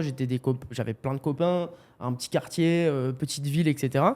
Mais voilà, je sentais qu'on calculait nos sous, tu vois. On faisait un resto par an, on partait en vacances dans un camping, etc. Mais génial, franchement, j'ai jamais manqué de rien. Mais je sais que ça, le fait de surveiller les sous, j'ai compris qu'un euro, c'était 1 euro. Et j'ai compris que je voulais plein d'euros pour faire tout ce que je veux. Je me suis dit, imagine, moi, mon rêve, c'était de voyager en business class. Mon rêve, c'était d'aller où je veux, quand je veux, etc. Donc, je me suis dit, voilà, il n'y a qu'une chose à faire, c'est j'investis et j'entreprends. C'est tout. Donc, voilà comment c'est venu. Et puis, le déclic, voilà, au bout d'un moment, on a tous des événements de vie où on a envie de passer à l'action. On est un peu sur la balance, on ne sait pas trop vers quel côté on va. Et je me suis dit, bon, voilà, on n'a pas le temps à perdre, on n'a qu'une vie. Et voilà, il faut accélérer, il faut faire tout ce que je veux. Je me suis dit, demain, si dans 5 ans, je me lève et je ne fais pas ce que je veux au moment où je veux, c'est compliqué pour moi. La preuve, aujourd'hui, on est à Dubaï tous les 3. On a peut-être tous, il y a 6 ans, on aurait dit que c'était compliqué. Moi, ce soir, là, je pars en Thaïlande. Vous partez fin du mois. Toi, vous partez dans un autre pays aussi. Je veux dire, on ne s'en rend pas forcément compte quand on avance les choses. On ne se rend pas forcément compte là, comment la vie évolue. Parce qu'on côtoie que des gens comme nous après. Donc, ça devient normal, ça. On se dit, voilà, on se voit tous. Mais au bout d'un moment, quand tu regardes en arrière, tu te dis, c'est cool, ça fait plaisir. Mais je pense qu'il ne faut pas trop se satisfaire de l'arrière et plutôt toujours regarder maintenant et devant pour se dire, quand je me regarderai maintenant en 2024, je dirais, t'inquiète gamin, c'était encore rien. Mais c'est vrai qu'on ne se rend pas compte parce qu'on côtoie que des personnes comme nous finalement. Donc on est un peu dans une bulle et on ne se rend pas compte du tout le chemin qu'on a parcouru. En fait, à court terme, on se dit, mais en fait, on n'avance pas. Mais en fait, quand tu regardes 5 ans avant, tu te dis, mais je ne suis plus la même personne, en fait, c'est la folie. C'est-à-dire que les actions que tu as faites il y a 4-5 ans, en fait, là, tu vois le résultat maintenant. En fait, c'est pas sur le court terme. Et là, du coup, tu te dis, mais tous les jours, tu te dis, mais je remercie le moi d'il y a 5 ans d'avoir fait tous ces sacrifices, tout ce travail pour en être là maintenant. Et c'est ça qu'il faut se dire. Et là, du coup, à l'instant T, je me dis, j'imagine le moi de dans 5 ans. Et là, je suis en train de travailler pour le moi de dans 5 ans. Là, tu vois, là, je suis en train de travailler pour lui. Ouais. Et en fait, je sais qu'à son tour, il me remerciera de mon moi d'aujourd'hui. Et c'est ça, c'est surpuissant parce que un petit message. Parce qu'on se rend pas compte. Ouais, c'est vrai, je lui fais un petit message. Et je sais pas si vous connaissez, il y a une appli comme ça que j'avais déjà fait il y a 2-3 ans. C'est un truc par mail. Tu t'écris un mail à toi en fait et tu sélectionnes à quel âge tu veux. Moi, j'en ai fait 2 ou 3. Je me suis sélectionné à 30 ans, je crois, 35 ou quelque chose comme ça. Et genre, dans 3-4 ans, tu reçois un mail dans ta boîte mail, c'est écrit ton prénom, c'est toi qui te l'envoie. Génial. Et tu te dis, bah voilà, j'en suis là à cette époque. Parce que tu oublies en vrai. Tu oublies, c'est vrai. j'en suis là, je suis en couple, je suis pas en couple, machin, j'ai ça. Ah, Et c'est en trop fait, fort. et tu t'y attends pas. Tu sais, moi, j'ai oublié au fil du temps, tu vois. Bah oui. Et je sais même plus quand je vais le recevoir. Mais tu vois, c'est rigolo de se dire que Ouais. je sais que dans ma boîte mail, Ouais. je vais me lever un matin comme ça, je vais avoir les yeux gonflés, Ouais. je vais voir un nom, Guillaume Piron, c'est moi ça. Et puis je vais ouvrir. C'est vrai C'est que énorme, ouais. Ouais, c'est En rigolo. fait, ça. et, C'est c'est, original, et tu vois, ça c'est en lien avec la loi de l'attraction. Ouais. Tu vois, en Mm. fait, quand tu veux quelque chose, tu te rends compte qu'en fait, tu finis par le réaliser. Et tout est énergie. Enfin, je me souviens quand je sais pas, j'avais 18 ans, j'ai été tombée sur des lectures un peu, genre loi de l'attraction, tout ça. Ouais. Bon, moi, je découvrais parce que c'est vrai qu'au final, bon, chez les entrepreneurs, je pense que maintenant, toutes ces idées, c'est très, voilà, tout le monde connaît. Mais à l'époque, personne ne connaissait. Et en fait, c'est là que tu comprends que en fait, ta vie est le résultat de ta vision. Tu vois. Ouais, c'est vrai. En fait, tout ce qu'on voulait, tu vois, typiquement, je sais pas, c'est tout bête, mais moi, quand j'étais ado, j'aimais bien rester par la fenêtre et regarder l'horizon. Je regardais et j'étais pas consciente. En fait, je voyais juste la ville et je me Ouais. disais, quand je serai grande, voilà, je serai dans une grande ville. Et c'est tout con, mais en fait, je crois que déjà en étant enfant, en regardant par la fenêtre, en regardant l'horizon, en regardant la ville, la skyline de ma ville, en fait, je crois que je rêvais déjà consciemment ou inconsciemment de devenir investisseur immobilier et d'acheter toute Ouais, une c'est ville, quoi. possible, hein. Mais tu le vois aussi avec les jeux que t'aimais. Je sais pas, vous aimez quel type de jeu de société quand vous étiez petit? Parce que moi, honnêtement, le Monopoly, Age of Empire, tous les Ah trucs oui, comme ça, j'adorais aussi. où genre tu prends un truc de zéro, tu Ouais. construis petit à petit et tu Ouais. deviens Ouais. numéro. Moi, ça a toujours été les Ouais. jeux préférés, tu Ouais, vois. ouais, ouais, ça. Football Manager, les trucs de Moi, gestion. je jouais à Age of Empire, Ouais, j'adorais. Empire, tu vois, c'est que Le fait de tu conquête, prends- etc., mais c'était- ça reflète aussi beaucoup ton Ouais, c'est caractère, vrai. tu vois, les trucs comme ça. C'est vrai. Ouais. Et moi, ce que je trouve dingue aussi, c'est la puissance. En fait, je trouve qu'on a tous des croyances limitantes, mais on se rend pas, on n'est pas conscient de ces croyances-là. Et ça qui est dingue, parce que moi, quand j'ai commencé l'immobilier, je commençais à avoir la puissance de l'investissement immobilier. Je m'étais dit, je vais acheter un appart par an. Ouais, on se Je me suis tous dit, je vais ça, acheter quoi, un c'est tout appart ça, par ouais. an. Et déjà, je trouvais ça ouf. Je me suis dit, c'est ouf. Alors qu'en fait, tu te dis, bah, il n'y a que ça qui est possible. Ouais. Tu restes dans ton cadre et Oui, tu te c'est dis, vrai. c'est que ça. Et en fait, bah, de fil en aiguille, tu vois que c'est possible. Et finalement, c'était pas un appart par an que j'ai acheté, mais plusieurs apparts par an. Et en fait, c'est là où tu te dis, mais en fait, on a des croyances. Mm. Et en fait, ces croyances-là, elles sont faites pour être brisées. Ouais, Parce bien que sûr. c'est des croyances qui sont faites sur notre expérience, notre vécu, les personnes qu'on a rencontrées. Et sur le chemin, bah, en fait, on va avoir plus d'expérience, on va augmenter nos connaissances, on va rencontrer certaines personnes sur notre chemin qui va faire que, tiens, lui, il l'a fait, pourquoi pas moi? Tu vois, c'est possible. Mhm. Et du coup, en fait, tes objectifs, ils évoluent mais constamment liés à des croyances limitantes. Et c'est ça qui est dingue. Parce que les croyances, en fait, c'est vraiment au plus simple. C'est-à-dire que c'est comment dire, en fait, c'est trop simpliste. C'est-à-dire qu'on peut se faire des croyances, mais à partir d'un rien. Donc en fait, on peut aller très loin sans ces croyances-là. Et vraiment, c'est surpuissant. Ouais, exactement. En fait, je dirais qu'il y a deux choses. Il y a les croyances limitantes d'un côté et il y a le manque de connaissances de l'autre. Bon, les deux sont souvent liés. Mais tu vois, je vois souvent, par exemple, des commentaires voilà, dans des publications, des posts que je fais sur les réseaux. C'est trop marrant parce qu'il y en a qui sont mais complètement fermés, qui n'ont pas idée du nombre de choses qu'il est possible de faire et en fait, qui ne sont pas en mesure de faire parce que juste ils ont les yeux fermés et qui refusent d'apprendre. Et je dirais qu'en fait, le pas le plus important pour évoluer, pour avancer, en fait, c'est vraiment d'être conscient qu'en fait, on ne sait rien. D'être conscient qu'on ne connaît rien. C'est qui disait ça? Descartes? Je sais pas, en tout cas, je le dis. Hein, tout ce que je sais, c'est que je ne sais rien. Voilà, exactement. Et à partir du moment où tu acceptes qu'en fait, tu ne connais rien, tu ne sais pas, bah là, c'est là que ça devient surpuissant, en fait. En fait, c'est qu'il faut accueillir la connaissance, il faut déjà accepter, avoir l'humilité d'accepter, en fait, de se dire, en fait, je sais rien, je connais rien, et en fait, d'accepter la connaissance, en fait. Ouais. Là, c'est juste Ouais, ça. ouais. Moi, j'avais fait un tweet en 2017, il faudrait que je le ressorte, où j'avais dit, c'était en 2017, hein, j'avais dit, ou 2018, début 2018, j'ai dit, si d'ici l'année prochaine, j'ai pas acheté un appartement et j'ai un autre appartement en cours de compromis, c'est que j'ai rien compris, tu vois, je commence à m'intéresser. Et c'est vrai, c'est la théorie de j'achète un, puis un, puis un, tu sais, on sait pas trop au début. Et je me rappelle, j'avais ressorti le tweet un an et demi après, Et j'avais déjà acheté 2 immeubles, j'étais à 7 apparts, tu vois. Et je me suis dit, wow, la folie. Et c'est là que tu dis, je te rejoins à la loi de l'attraction. Donc la loi d'attraction, c'est vrai qu'on voit partout, on se dit, ouais, ça peut faire bateau, etc. Mais le truc, c'est que plus tu penses à une chose, plus tu l'as, tu vois. C'est obligatoire. Ça vient vers toi. Ou alors, c'est pas ceux qui croient pas forcément aux énergies, c'est toi qui vas vers ces choses-là. Parce que c'est-à-dire que demain, tu veux t'acheter une Mercedes. Avant, tu avais une Peugeot, ok? Tu t'achètes une Mercedes, le modèle CLA, par exemple. Tu connaissais rien en voiture, etc. Je peux te garantir que quand tu vas sur la voie rapide ou l'autoroute, tu vas voir que des CLA, que des Mercedes. Parce que vu que ton cerveau, ton attention, elle est concentrée sur ça, ce nouvel achat, quand tu vas voir une pub passer, etc., ça va penser à ça, ça va te mettre là-dessus. Il y a autant d'informations qu'avant, hein. Il y a autant de Mercedes, de CLA qu'il y avait avant sur la voie rapide ou l'autoroute. Mais vu que ton attention est portée là-dessus, bah, tu as l'impression qu'il y en a plus.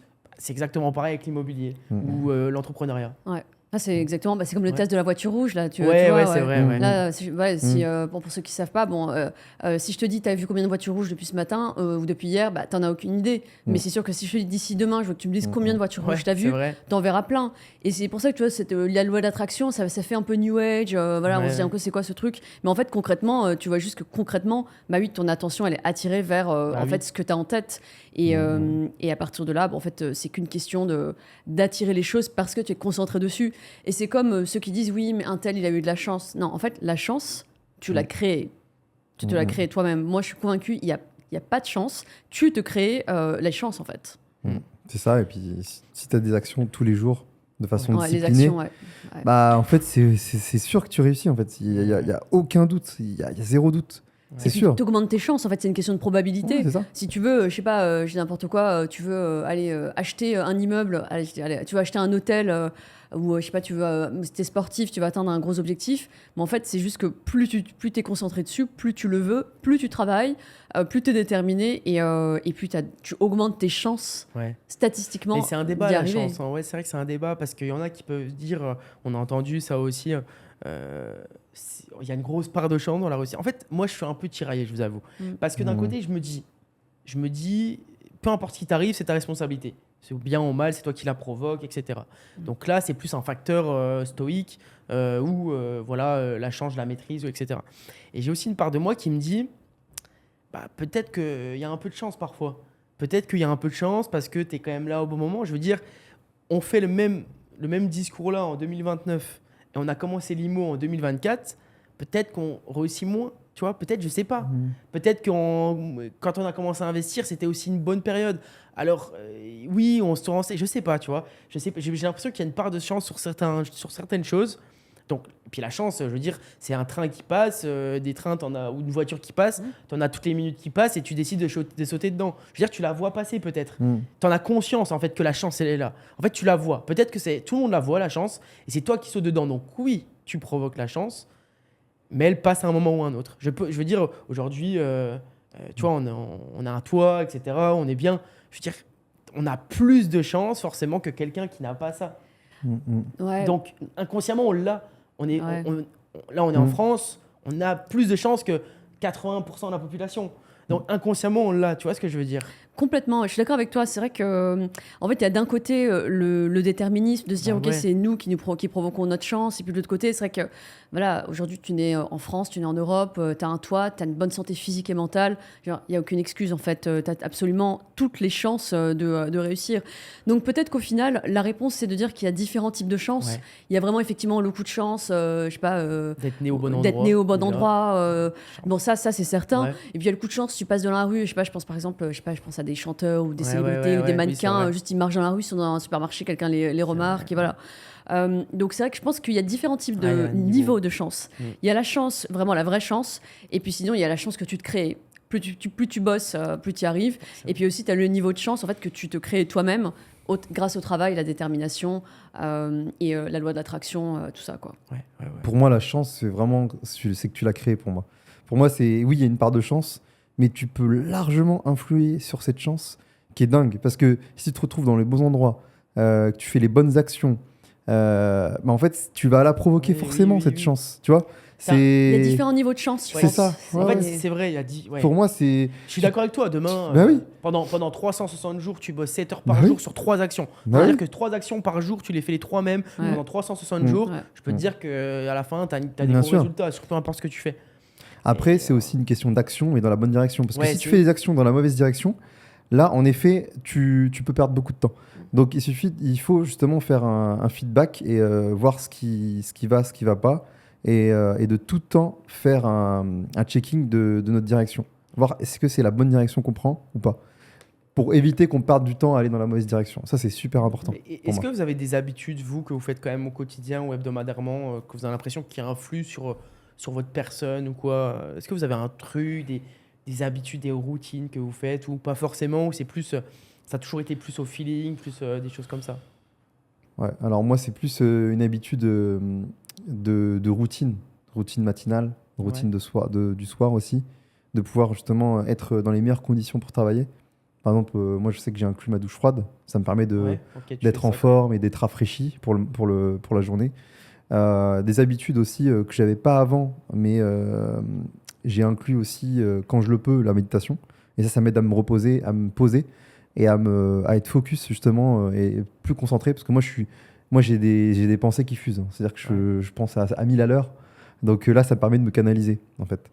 Et voilà. Et aussi, d'un point de vue physique, le sport, c'est hyper important. Voilà, au moins 3 fois par semaine, je pense que c'est le bon rythme. Ça permet d'être toujours en mouvement, d'avoir l'énergie, d'être fier de soi aussi, d'être fier d'être en bonne santé. Donc ça, c'est super important. Et aussi, moi, c'est d'un point de vue organisation, parce qu'en fait, j'ai, bon, maintenant, j'ai bien délégué mon parc, mais il y a forcément, plus tu as un gros parc, plus tu as plein de tâches à gérer, d'un point de vue administratif, de gestion, etc. Donc moi, c'est simple, j'ai fait un macro sur tout ce que j'avais à faire. Il y a une partie que j'ai déléguée, il y a une partie que j'ai traitées, qui sont planifiées, des actions à planifier, et des actions que j'ai déléguées. Il y a d'autres actions qui étaient moins utiles que j'ai mis à plus tard.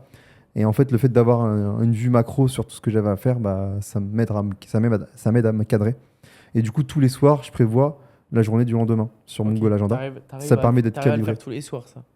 Ouais, ouais, ouais. Parce que du coup, tu sais que le lendemain, quand tu te lèves, bah, tu vas pas n'importe où, en fait. Tu vas pas dans la mauvaise direction. Tu vois. Ouais. Et ça, c'est super important. Moi, je sais que ça m'a aidé. Et aussi, tout bête, le fait de ranger mon appart Ouais, et que ça ce donne soit un coup de clean, boost. déjà, tu t'enlèves une charge Ouais, c'est vrai, mentale. c'est vrai, Tu vois. c'est vrai. Rien que ça, même aussi le fait de préparer tes affaires pour le lendemain.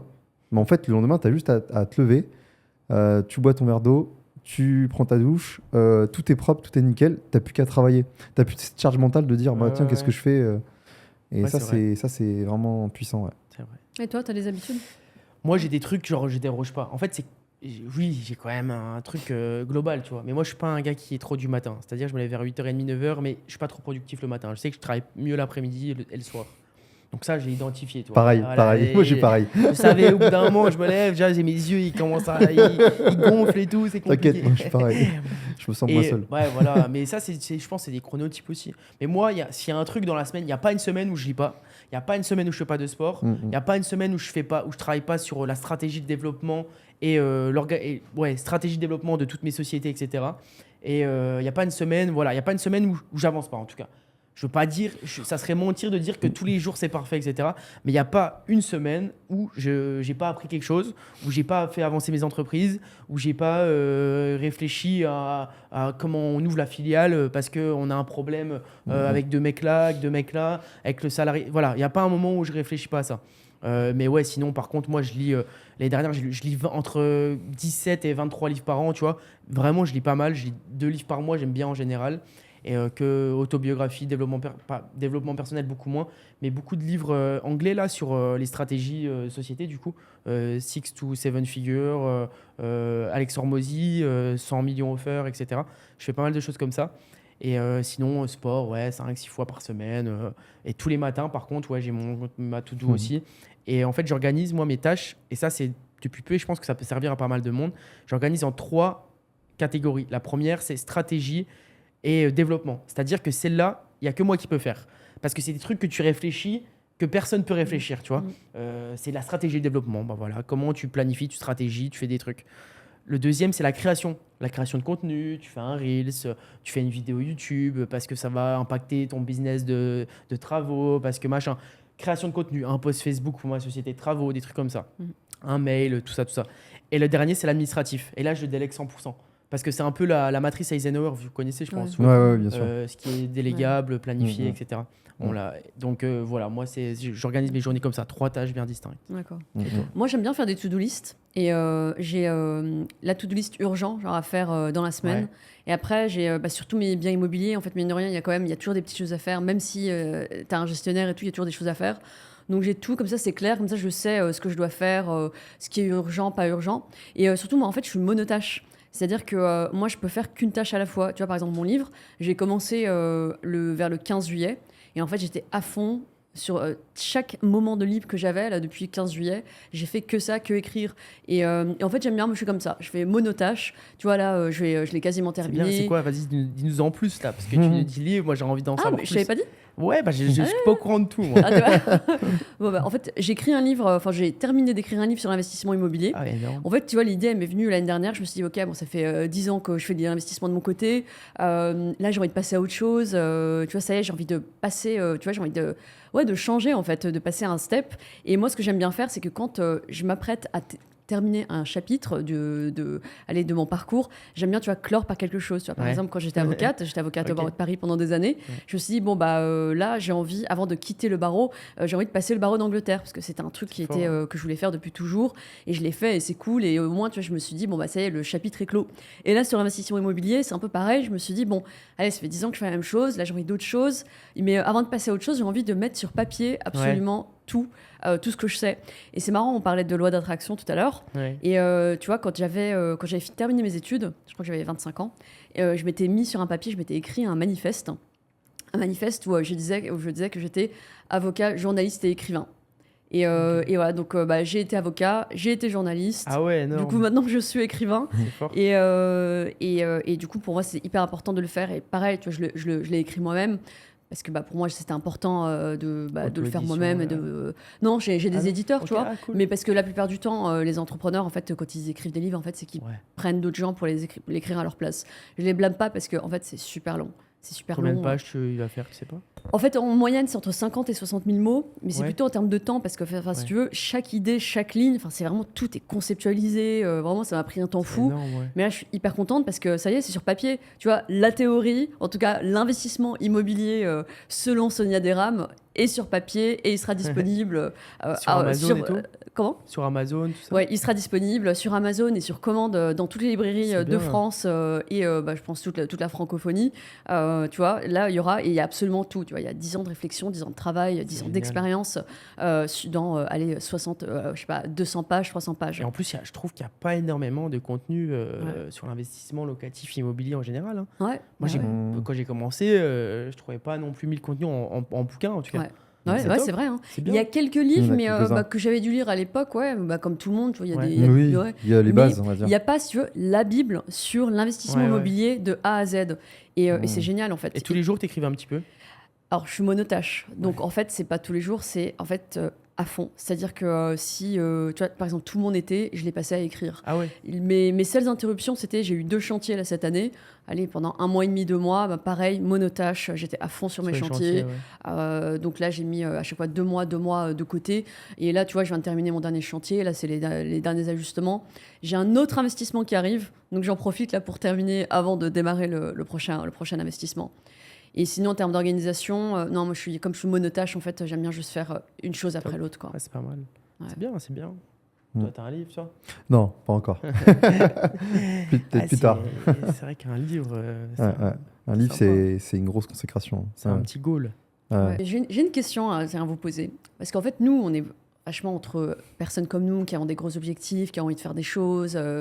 Et est-ce que vous croyez que tout le monde en France peut réussir? Est-ce qu'on croit que tout le monde en France... Moi, je pense que tout le monde peut réussir. Si on s'en donne les moyens, on est tous capables de réussir. Il suffit de s'en donner les moyens, de mettre les bonnes actions. Et même, tu vois, par exemple, ça peut être... t'as on va dire, l'une des pires situations. Tu as des enfants, tu as une vie de famille à gérer, tu as ton boulot qui te prend énormément de temps tous les jours, de 8h à 20h. Tu as très peu de temps pour avoir des connaissances, pour passer à l'action, faire des visites ou même monter un business. Ok, c'est chaud. C'est-à-dire que ton argent, il va dans ta m'étonnes. famille. Ton temps, pareil. Le soir, quand tu as envie de décompresser du travail, bah, tu as envie d'être sur Netflix, tu pas envie de rebosser. Donc, je comprends. Pour une personne comme ça, je comprends que c'est très compliqué. Mais pour moi, c'est pas une excuse. Je suis vraiment désolé de dire ça, mais c'est pas une excuse parce que quand on veut vraiment, on peut. C'est-à-dire que vraiment, quand on a un fort pourquoi énorme et qu'il est surpuissant, je pense qu'en s'en donnant les moyens, il est possible de s'organiser d'un point de vue timing chaque jour, même de serait qu'une demi-heure par jour. Une demi-heure, c'est quoi une demi-heure? Tu vois? Et même le week-end, tu vois, on perd du temps à faire du scroll ou sur les réseaux ou alors je ne sais quoi. Voilà, Ouais. même une heure tous les week-ends, la puissance de l'effet cumulé est dingue. C'est-à-dire que même si tu prends une demi-heure par jour, on va dire 2 heures dans le week-end, c'est pas énorme, 2 heures. Mais en fait, quand tu prends ça toutes les semaines, tous les mois, en fait, au bout de 6 mois, 1 an, bah en fait, quand tu fais le calcul, tu as passé des heures et des heures. Tu peux passer des heures et des heures sur ton développement, finalement. Donc, pour moi, il n'y a pas d'excuse. C'est juste qu'il y a des personnes qui vont aller plus vite, il y a d'autres personnes qui vont aller plus lentement. Mais le but, ce n'est pas d'aller plus vite, c'est d'aller au bout. Ouais. Donc, pour moi, c'est juste une question d'organisation et d'envie et de pourquoi. Il faut que le pourquoi soit très fort. Il faut qu'il soit vraiment surpuissant, que ça brûle tellement en toi que tu vas forcément faire les actions tous les jours de manière quotidienne sans relâche. Et tu auras forcément des moments de down, et ça c'est sûr, et c'est pas possible de ne pas en avoir.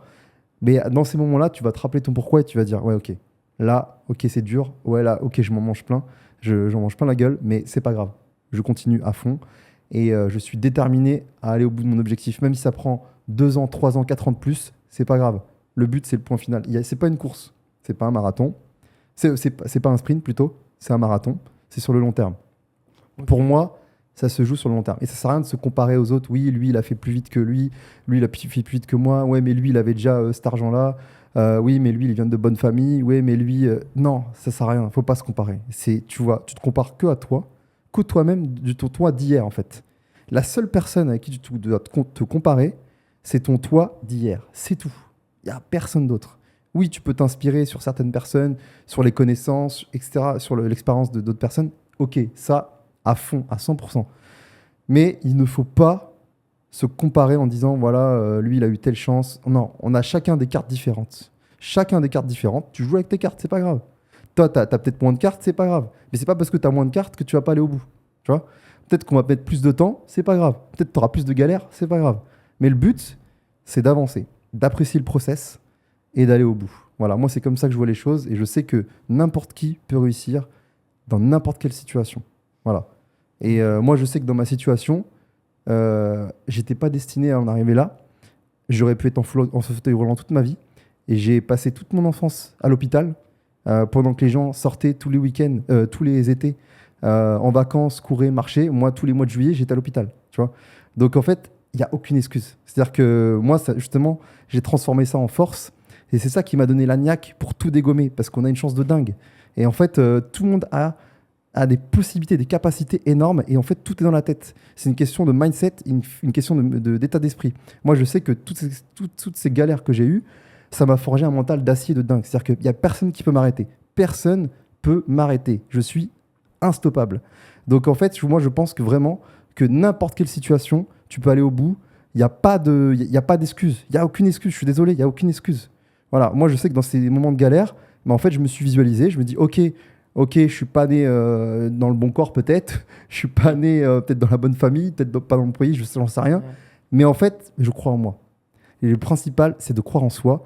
Et tant que tu crois en toi et que tu as le feu brûlant, le feu sacré, il n'y a personne qui peut te stopper. Personne. Tu as besoin de personne. Tu as juste besoin que de toi, qui croit en toi, qui a la flamme et qui va au bout de tes idées, de ce que tu veux. Et c'est pour ça que pour moi, n'importe qui peut réussir dans n'importe quelle situation. Et moi, j'ai toujours cru en moi. Je savais que j'avais pas les bonnes cartes. Je savais que j'étais pas le meilleur, le plus beau, le plus musclé, le plus riche. Je sais tout ça. Mais c'est pas grave. Je vais jouer avec mes cartes. Il y a mes cartes qui sont là. Ok, on fait comment? On fait comme ça? Ok, on y va. Je sais même pas si ça va être le bon chemin. Peut-être que je vais me planter. C'est pas grave. Mais je vais au bout. Je fonce. Je regarde pas à droite, à gauche. Non, je me compare qu'à moi-même. Il y aura forcément un mec meilleur que moi. Il y aura forcément... Mais c'est pas grave. Le but, c'est de se comparer à soi-même, de son soi de la veille et de faire du mieux qu'on peut chaque jour et de redonner. Parce que pour moi, c'est du gagnant-gagnant. C'est-à-dire que si tu fais gagner les autres, toi, tu gagnes aussi. C'est pour ça que pour moi, le but, c'est vraiment de pouvoir donner sans attendre un retour. Et c'est comme ça qu'on réussit. C'est en donnant de la valeur. Il ne faut pas être dans les calculs. Moi, je ne suis pas dans le calcul. J'adore donner, c'est naturel en moi. Et je sais qu'ensemble, on peut tous avancer vers nos objectifs sans aucune relâche, en fait. Donc voilà, c'est mon petit moment j'étais dans le flow. Donc voilà. Preuve en est, ouais. Voilà. Non, Ouais, la Est-ce que tout question, le monde est-ce peut que tout le monde peut réussir? Ouais. réussir? Et d'ailleurs, qu'est-ce que c'est réussir? Voilà, déjà la première question, c'est qu'est-ce que c'est réussir? Parce que réussir, pour moi, maintenant, réussir, c'est réussir à faire 4 gâteaux en cuisine. Tu vois, j'ai réussi ça. Il y en a, ça va être réussir à avoir le poste qu'ils veulent. Ça veut tout et rien dire en vrai. Mais la question, est-ce que tout le monde peut être successful dans un domaine et qui peut... Alors j'ai une partie de moi, Guillaume, capitaliste, méritocrate, qui se dit tout le monde peut réussir, qui se dit peu importe ce qui t'arrive, c'est ça et ça et ça. J'ai une partie de moi qui me dit non, il y a des cons, il y a des gens qui sont bêtes et qui resteront bêtes et c'est ok. Parce que si tout le monde était dans le même optique, c'est comme ça. Je pense qu'il y a des gens... Il y avait Théo Lyon qui disait un truc très, très vrai. Pour savoir si tu vas être entrepreneur ou pas, tu es en campagne, tu as un feu rouge devant toi, il est 2h du matin. C'est évident que devant toi, tu n'as personne, mais le feu, il est rouge. C'est écrit 95 secondes encore. Et tu as 2 types de profils. Tu as la personne qui va attendre que le feu soit vert. Et tu as une personne qui va griller le feu rouge parce que c'est évident, il est 2h du matin, tu es en campagne, tu le vois, tu peux y aller. Et voilà. Et pour moi, voilà, ceux qui resteront toujours devant le feu rouge comme ça, je pense que c'est compliqué. C'est pour entreprendre, en tout cas, je parle. Voilà, pour les personnes qui veulent entreprendre, tu ne peux pas entreprendre si tu restes derrière le feu rouge et tu attends 95 secondes, alors que c'est évident. C'est une règle, hein, c'est écrit un bout que c'est rouge et voilà. Donc, pour moi, tout le monde ne peut pas être successful parce que c'est des caractères aussi. Toi, tu l'as dit, tu as vécu des trucs, etc. Tac, vu que tu as vécu ça, ton caractère était comme ça. Aujourd'hui, quelqu'un qui n'a jamais vécu quelque chose de fort et d'intense, c'est compliqué, je pense, de se motiver tout seul. Aujourd'hui, il y en a qui aiment bien être contre un peu les choses, contre les... Donc voilà, moi je pense que non. Mais c'est vrai que... Non. Moi, mais c'est vrai que moi j'ai remarqué quand même dans les profils, souvent ceux qui ont plus l'agnac, c'est soit ceux qui ont eu des soucis de santé, soit des soucis financiers, vous étiez très pauvre. Enfin, c'est vrai que souvent ça part d'un gros problème. Souvent. Ouais, je dis pas que c'est tout le mais temps le cas. Pas systématiquement. Pas systématiquement, mais c'est pas une règle, mais il y a mais pas que. Mais Ouais. c'est pas parce que t'as ça, Non. tu vas réussir comme ça, mais il y a quand même des... Ouais. Il y a quand même un Ouais, facteur. Demain, si on a tous des enfants, etc., si on lui donne tout ce qu'on veut à cet enfant, c'est tout simple, jamais il a aussi faim qu'on a ou machin. Ouais. C'est une obligation. C'est clair. Ouais. Et en fait, je veux dire, moi, ce que je pense, est-ce que tout le monde peut réussir aujourd'hui en 2024 ? Enfin, est-ce que tout le monde peut réussir ? En fait, pour moi, déjà, qu'est-ce que c'est réussir ? Pour moi, réussir, c'est être heureux. Chacun a sa définition du bonheur. Nous, il se trouve que on a des ambitions, on a des objectifs, on adore le process, réaliser des choses, etc. Il y en a pour d'autres, c'est autre chose. Mais voilà, est-ce que tout le monde peut réussir ? Oui. En fait, pour moi, aujourd'hui, en France, ou même en Europe, si tu vis en France, que tu as une bonne santé physique, une bonne santé morale, si tu vis en France et que tu as une bonne santé physique et psychique, il n'y a absolument aucune excuse. Après, c'est vrai qu'il y a quand même le tempérament. Je trouve qu'il y a quand même le tempérament, en fait, d'aller chercher. Tu vois, on parlait tout à l'heure de l'ambition, de la flamme que tu as en toi, d'aller tout faire pour réussir à atteindre tes objectifs. C'est vrai qu'il faut quand même ce petit truc en soi qui fait que tu aspires à une vie meilleure. Je sais pas, moi, quand j'étais à la maternelle, par exemple, je savais, moi, je viens d'un milieu social, on va dire plutôt... pas dire défavorisé, mais voilà, on n'avait pas beaucoup d'argent, on partait jamais en vacances, ou très rarement, etc. Mais je savais, je sais pas, je savais quand j'étais petite que le monde avait plus à offrir. Donc c'est vrai que quelque part, quand on veut plus, c'est que on a quelque part ce truc en nous qui fait que on veut plus en fait. On attend plus de la vie. Et c'est vrai qu'au final, oui, aujourd'hui, tout le monde peut réussir, mais on va dire que tout le monde ne va pas aller chercher la réussite, parce que ça demande quand même un travail de l'imagination et surtout la curiosité, ouais, exactement, la curiosité et surtout de la patience, parce que ça n'arrive pas du jour au lendemain. Pour moi, en fait, pour vraiment réussir, c'est vraiment faut veiller à ce que les informations qui rentrent soient de bonne composition. C'est-à-dire que pour moi, si tu te nourris que de bonnes choses, que de bonnes informations. Par exemple, si tu rates plusieurs heures de podcast tous les jours sur un contenu entrepreneurial ou business, bah forcément, tes actions vont être les bonnes.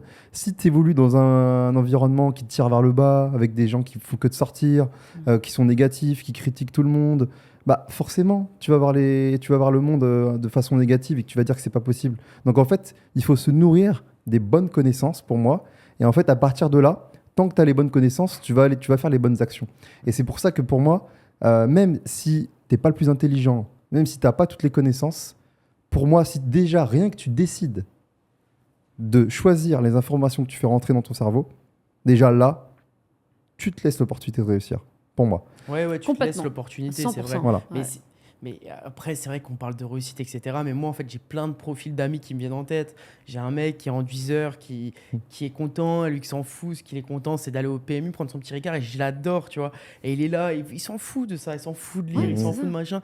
Et le mec, lui, il va être content quand il va te faire un chantier en enduit parfait.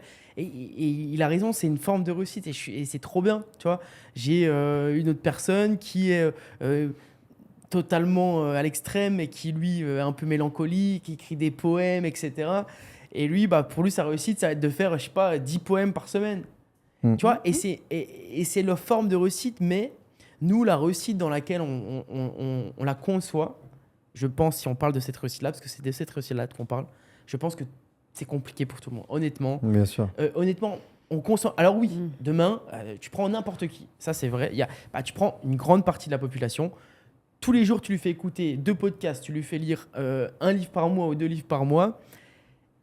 Elle est plus amenée à ouvrir son champ. Elle se crée la possibilité de réussir, c'est vrai. Mais encore une fois, c'est pas tout le monde, bien évidemment. Je pense que sûr. c'est pas tout le Ouais, monde. mais surtout la réussite, comme je te disais tout à l'heure, la réussite, ça dépend. Il y en a pour qui c'est juste bah voilà, d'avoir un boulot. Je sais pas, par exemple, c'est je pense ça. à une infirmière. Bah après, les infirmiers, ils ont des conditions Ah, de les travail pauvres. très dures. Ah, ça, vraiment. Mais c'est une vocation. En fait, je pense au métier, passion, en fait, quelque part. Et même pas forcément que métier. Ça peut être une mère au foyer, ou pourquoi pas un père au foyer. Juste, tu vois, la réussite, c'est juste d'être heureux, de savoir ce qui nous rend heureux et juste d'être heureux. Et après, par contre, il y a donc, c'est un véritable travail déjà d'identifier ce qui nous rend heureux. Tu vois, il y en a qui veulent juste être tranquille, être pépère. Je sais pas, par exemple, travailler à l'administration, de pas se casser la tête. Mais c'est vrai que ce qui est dommage, c'est que toutes ces personnes-là, aujourd'hui, enfin, ceux qui ont un salaire inférieur, je crois, au salaire médian, c'est 2200 euros, je crois, le salaire médian en France. Moins. Ou 1800, c'est pas Brut, 1800 Tu parles de net ou brut Net. Ah, C'est net, pas- non, je c'est crois que c'est 1800. 1700, ouais, 1700, 1800. Je crois que c'est c'est 1008, 1008, ouais. je crois. Ouais. Et c'est vrai que malheureusement pour ces personnes-là, bah, elles peuvent plus vivre en fait décemment, dignement, avec un salaire inférieur à 1800 euros. Ouais. Donc quelque part, en fait, on est dans une société où d'un côté, bah, ceux qui ont envie de réussir matériellement, bah, en fait, il suffit de travailler, il suffit d'investir, il suffit d'entreprendre. Et de l'autre côté, bah, en fait, il y a tous ceux qui travaillent, voilà, et qui n'arrivent pas forcément à suivre. Ouais, ouais. Et moi j'ai même des pensées qui sont un peu, on va dire, extrêmes. Enfin, pas extrêmes, mais qui sont liées à la réalité finalement. Et c'est une réalité qui est très dure à entendre. Je suis désolé pour ça à l'avance. Mais en fait, pour moi, déjà, réussir d'un point de vue financier, avant, c'était plutôt une option. Enfin, c'était vraiment un bonus, on va dire. C'était, oui, je vais avoir une meilleure vie, être plus confortable. Mais en fait, moi, de ce que je vois maintenant avec la situation économique, l'inflation, etc., pour moi, c'est plus une option, c'est une nécessité, en fait. C'est une nécessité d'avoir plusieurs sources de revenus, de pouvoir investir pour assurer ses arrières. Pour moi, ça devient une nécessité, en fait. C'est plus un confort, en plus. Pour moi, on a besoin de se sécuriser financièrement. Mais ça peut ne pas être des grandes réussites comme nous, on a pu le faire. Hein. Mais juste déjà, rien que d'avoir peut-être une petite source de revenus en plus ou d'avoir un petit business en plus. Mais déjà, rien que ça, ça permet d'être plus à l'aise pour moi. Et c'est pour ça que dans cet univers un peu incertain, je pense qu'il ne faut pas compter sur l'État, il ne faut pas compter sur un quelconque gouvernement qui va vous sauver. Pour moi, il faut quand même se sécuriser financièrement, soit avec un investissement, que ce soit boursier, immobilier, détenir des actifs, ou alors même un petit business. Voilà. Rien de fou, mais rien que déjà d'avoir une source en plus, déjà, ça permet de se dire, je suis un peu plus soulagé, j'ai un peu plus de sécurité dans mon avenir. Après, il y a Ouais. plusieurs niveaux de réussite. Genre, Mm.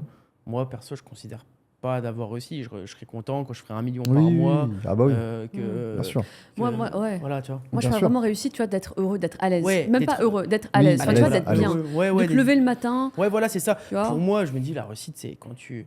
Pour moi, c'est quand je vois des mecs comme Anthony Bourbon, etc., Oui, qui, oui, qui tapent des valos à 200. Pour moi, c'est la réussite de l'entreprise, comme je l'évoque en tout cas, c'est ça. Mm. Après, moi, je suis content de ce que j'ai fait, c'est bien, petit à petit. Mm. C'est plus la sensation de s'améliorer qui est cool. Après, il y aura toujours Ouais, plus il y a haut. toujours plus, tu Il y vois. a même lui, il a Oui, plus haut, ouais, tu vois. ouais, Oui, Enfin, mais, il y a vous toujours voyez, plus là, haut. là, vous comparez, c'est que là, vous parlez juste de réussite Ouais. financière, mais peut-être Ouais. que pour lui, il se dit, bah, en fait, c'est Oui, de la c'est merde. ça. Moi, Oui, c'est- oui, ouais. Et moi, c'est. Mais Ouais, juste peut-être d'être content, enfin, tu vois, de te lever le matin, de dire, en fait, je suis bien, j'habite ouais, là où ouais. j'ai envie, je suis Oui, bien. oui, c'est Ou vrai. si c'est pas le cas, bah, en fait, ça me dérange pas, parce C'est qu'il y a le plein de fond. gens Mm. que ça gêne pas. Mais tu vois, juste d'être bien, en fait, de pas avoir ce sentiment de frustration tous les jours quand tu te lèves, tu vois, de pas être frustré dans ta vie de tous Mm. les jours, en fait. Mm. Tu vois, Ah. quelqu'un qui gagne, tu vois, par exemple, ma mère, bon, elle a une petite retraite, mais bah, elle n'est pas dépensière, donc elle, ça Oui. lui va, tu vois, elle a pas. Oui, Tu vois, je parle de ça en fait. Bah, pour quelqu'un qui a des gros besoins, Ouais, des je grosses vois. envies, Ah bah, oui, c'est sûr. tu vois, c'est sûr que ça Mm, mm. suffit pas. Mm. Mais Mais, même pour moi, le plus important, c'est même la santé.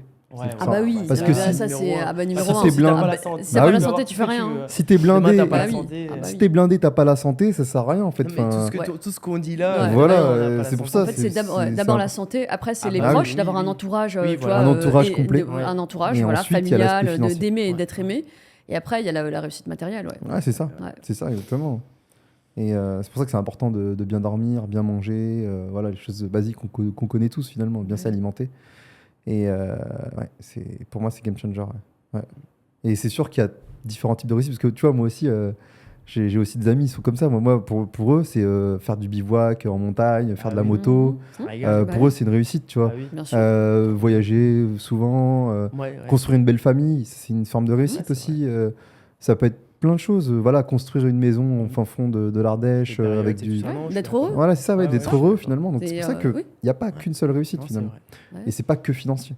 Ah, absolument Ouais. pas, non. Non, Ouais. Non, non. Bon, de toute façon, l'argent, c'est C'est pas. encore bateau, mais C'est un pas moyen. L'argent, ça te rend pas heureux, vraiment. Non, parce qu'en fait, Moi, c'est pas. c'est ouais. pas l'argent c'est le faire. Par contre, faire de l'argent, créer de l'argent, ça c'est cool. Tu sais, c'est quand Mais on tu peut- fais Le dépenser aussi. Mais c'est on peut cool. voir Ouais, ça. voilà, c'est Oui, cool. voilà. Mais on peut voir ça aussi comme un jeu. On Ouais, peut se bah, dire c'est que ça. l'argent, Ah, bah, c'est un clairement. point, c'est des points. Bah, Et en puis, fait, t'es dans un jeu vidéo. ouais, c'est Là, ça, c'est un jeu aujourd'hui, vidéo. T'as ton capital santé, ton capital C'est ça. argent, Ouais. Ouais. ton capital physique, Ouais. musculaire, etc. Ouais, Et t'as ton capital intellectuel, ce que tu mets dans ta tête et tout. Ouais. Et moi, Ouais, je pense c'est ça. qu'on a des jauges comme ça. c'est ça. Et c'est les balances. Donc, si tu Mm. vois que ton capital physique est un peu moins bien, bah, tu vas l'augmenter, tu vois. Bah, c'est Mm. clairement un jeu, la vie. Hein, Ouais. si tu Bien prends sûr. ça. Mais tu vois, c'est dommage. Pourquoi est-ce qu'on apprend pas ça à l'école? Ouais. Bah, parce que si Ouais. tout le monde est comme ça, il n'y a plus de société.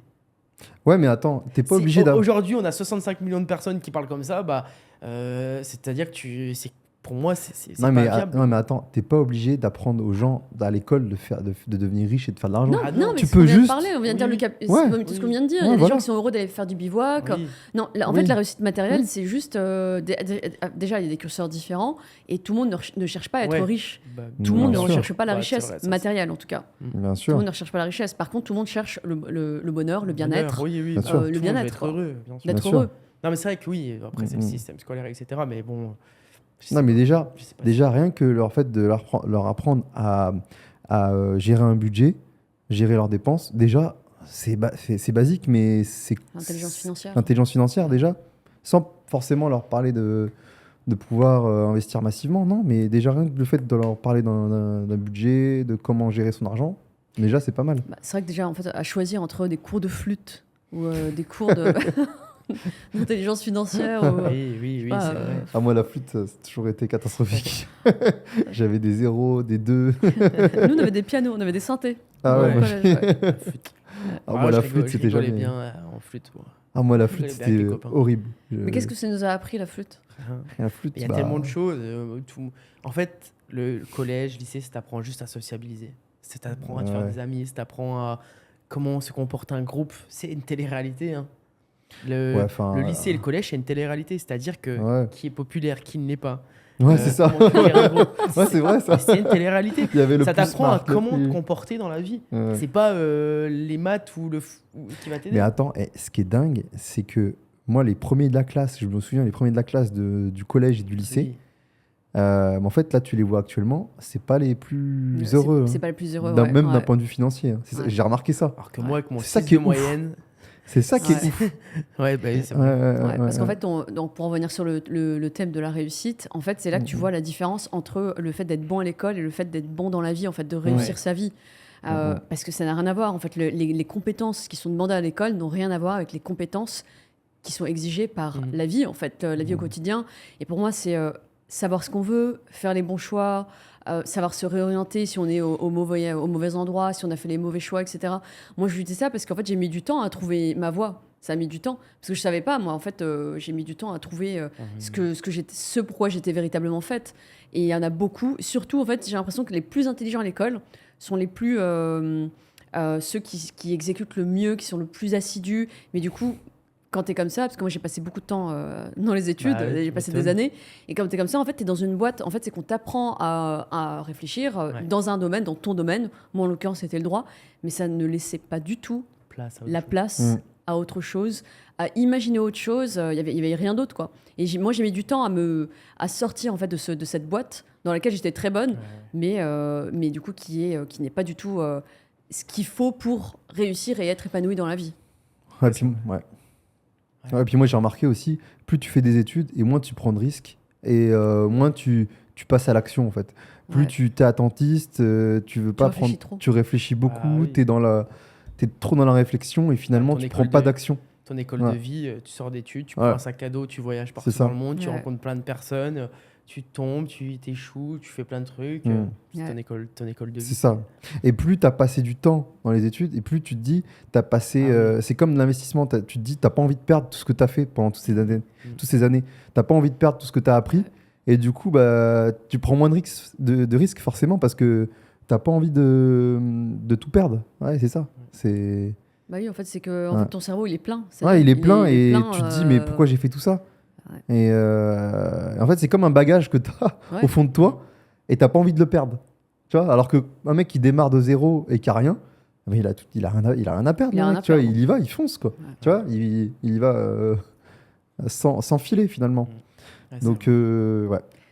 C'est- Donc la réussite à l'école n'a rien à voir avec la réussite dans la vie, Bien Mm, sûr. dans la vie adulte. ouais, ouais, Totalement. Ouais. ouais. C'est comme le livre de Olivier Roland là. Tout le monde Ouais. n'a pas eu la chance de De rater ses ses études. études, Il est fort. Ouais, ouais. Ouais. Il est top ce livre.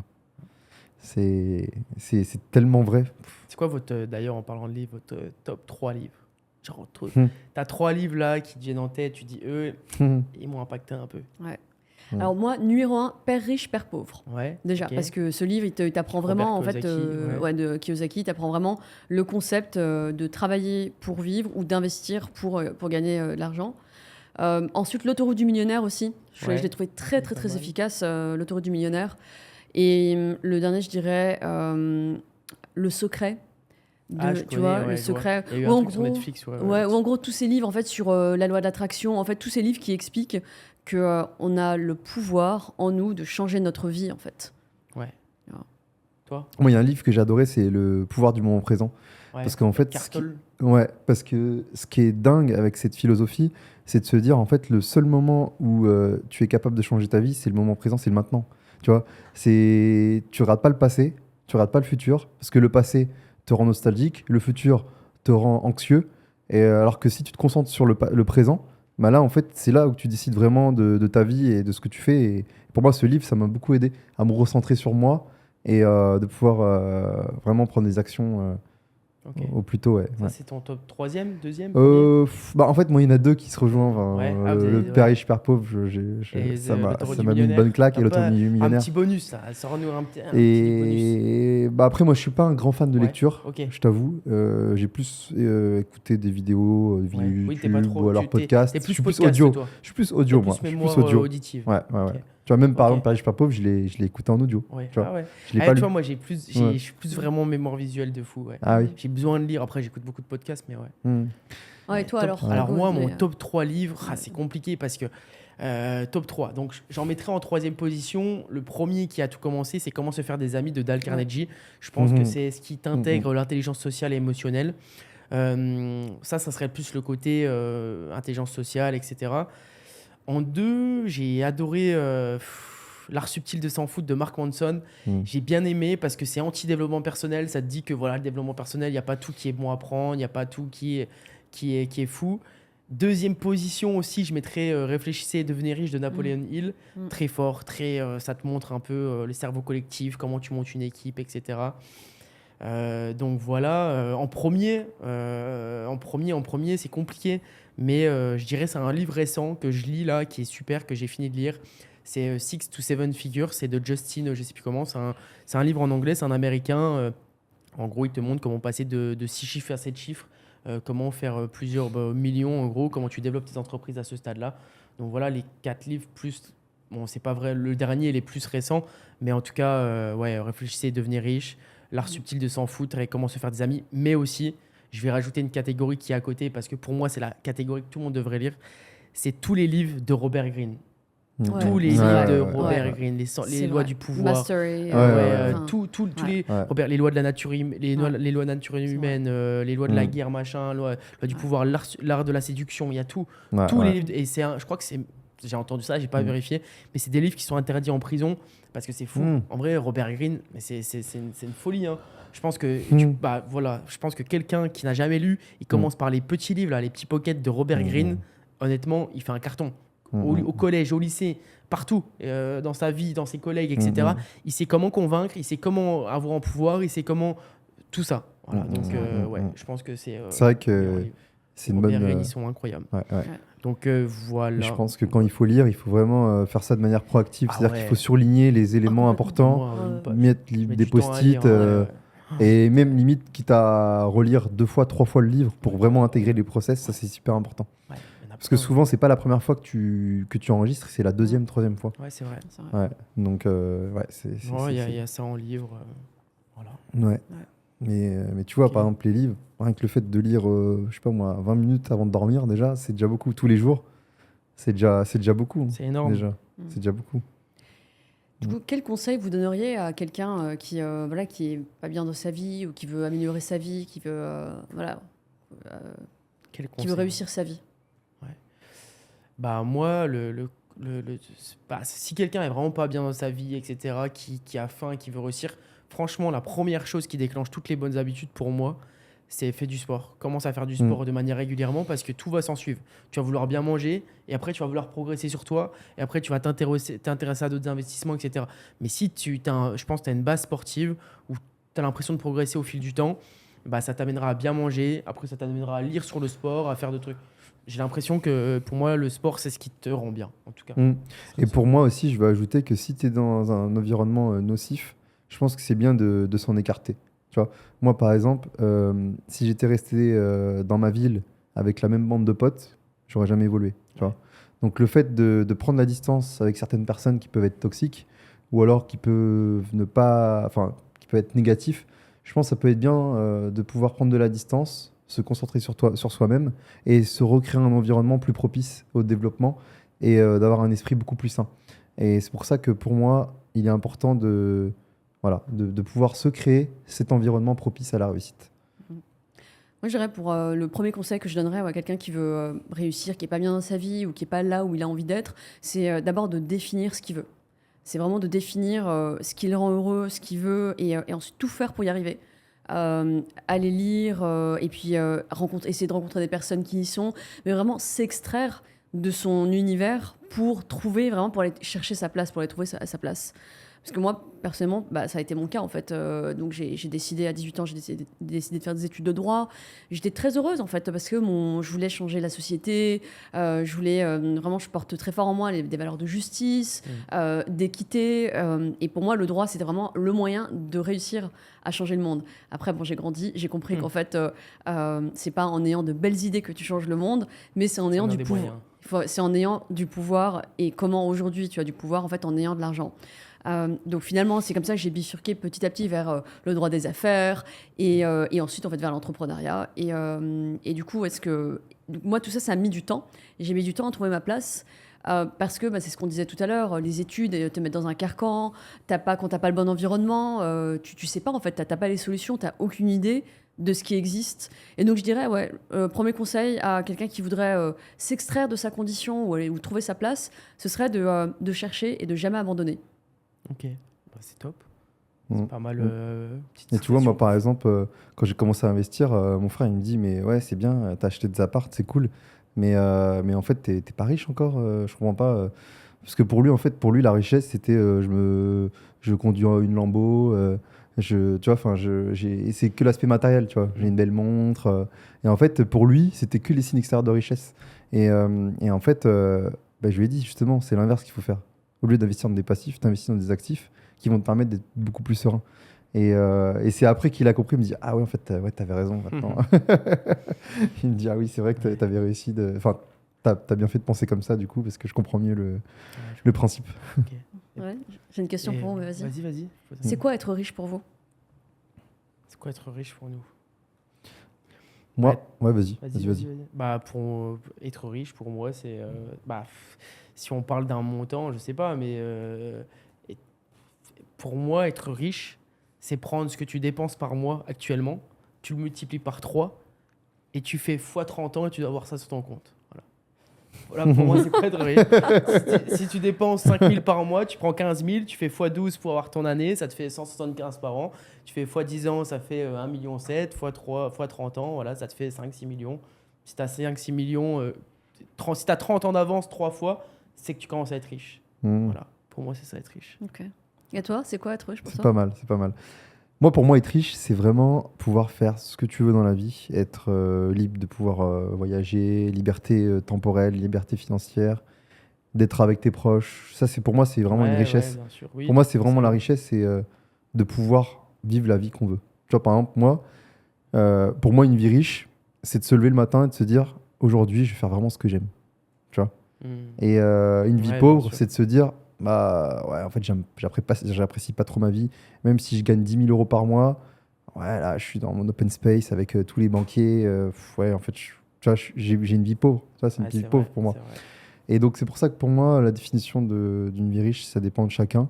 Et je pense que vraiment, la vraie richesse, c'est de faire vraiment ce qu'on aime tous les jours et de se lever le matin et d'être fier de soi. Ça veut Totalement. dire que tu peux même être riche avec 2 000 € par mois et d'être dans Oui, un oui, c'est cadre vrai, c'est vrai. vraiment sympa avec les gens qu'on aime.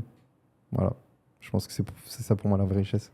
Ouais, moi, ma définition, elle rejoint un petit peu la tienne. Pour moi, être riche, c'est être en bonne santé, être entouré de personnes qu'on aime et qui nous aiment, et de faire ce qu'on veut tous les jours, c'est-à-dire de se réveiller le matin et d'être bien, d'être épanoui. Pour certains, ça va être d'être dans des hôtels de luxe, s'habiller en grande marque, et puis pour d'autres, ça va être juste de se lever dans leur cabane au bord du lac et d'aller pêcher toute la journée et de profiter des paysages.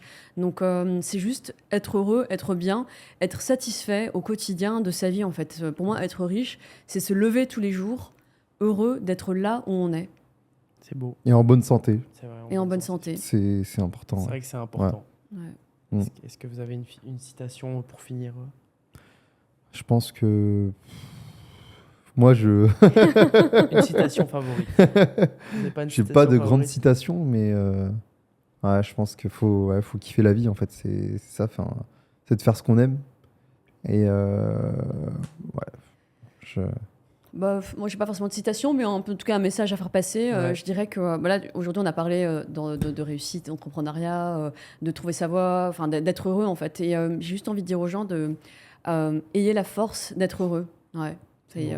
Ayez la force d'être heureux. Ouais. Ouais, c'est vrai. Elle est la force. Ouais, et oui, il y a un petit sujet que je voulais aborder, parce que là, vu on est actuellement à Dubaï, qu'est-ce que vous pensez de cette ville? Est-ce que vraiment... Attends, parce que, du coup, toi, tu Ouais. nous as pas Oui, dit ton, ouais, Ah oui. ta citation. Moi, ouais. ma Vas-y. citation, c'est. J'ai une citation favorite, c'est peu importe ce qui vous arrive dans la vie, c'est pas votre faute forcément, mais c'est votre responsabilité. Un décès, c'est pas Ouais. forcément votre faute, mais Ouais. c'est votre responsabilité d'agir. Une rupture, c'est pas votre faute, c'est pas tout le temps votre faute. Mais par contre, qu'est-ce qu'on fait maintenant? C'est comme ça, qu'est-ce qu'on fait? Tu perds une jambe, c'est pas ta faute. Tu perds un bras, c'est pas ta faute, mais c'est ta responsabilité. D'où l'importance d'avoir la force Ouais, d'être et heureux. C'est vrai. Je pense que c'est ça. Et c'est pour ça que c'est important aussi de porter de l'attention que sur ce qu'on peut contrôler vraiment. Bah, Ouais. bien C'est-à-dire sûr. que Ouais. par exemple, si tu es bloqué dans les bouchons, bah, Ouais. en fait, c'est pas toi, en fait, c'est Ouais. la situation. Donc ça sert à rien de s'énerver, ça sert à rien d'être anxieux. Bah, c'est pas grave. Voilà, on attend, on est patient et on attend que ça passe finalement. Vaut mieux se concentrer sur quoi on a du pouvoir plutôt que de faire des montagnes sur des éléments extérieurs, la pluie, le beau temps, le gouvernement, je ne sais Ouais. quoi. Vaut mieux se concentrer sur ce quoi on a le pouvoir. Ouais. Donc voilà, donc ouais, on est actuellement à Dubaï. Et comment vous voyez la ville, comment vous voyez le futur de Dubaï? Est-ce que vous aimez la vie ici? Voilà, quelles sont les opportunités ici? Vas-y. Bah non, Mm. Dubaï bien, tu rencontres plein de gens différents. Pour y vivre, moi, ça me correspond pas forcément. Mm. Quand tu viens d'une ville, bah moi j'habite dans une ville qui est 7000 habitants au quotidien. Je me verrais pas vivre toute l'année ici, mais vraiment top quoi, 2-3 mois par an. Pourquoi pas tu as beaucoup, beaucoup de développement, tu as l'impression que tu es, Mm. un petit grain de sable dans le désert. Donc non, c'est sympa, franchement c'est sympa de temps en temps. Hmm. Et toi? Ouais, moi, ce que je pense de Dubaï, en fait, c'est que je pense que les fondateurs de Dubaï avaient une vision, une très grande vision. Et on parlait tout à l'heure de la loi de l'attraction, et là, c'est typiquement ce que Dubaï est devenu et s'apprête à devenir, et le résultat de la vision des fondateurs des Émirats et particulièrement de Dubaï. Et ils ont vu juste, en fait, parce qu'ils rêvaient. J'ai oublié le nom d'ailleurs du fondateur de Dubaï. Est-ce que c'est pas Shir Zayed? Bon, on coupera cette partie.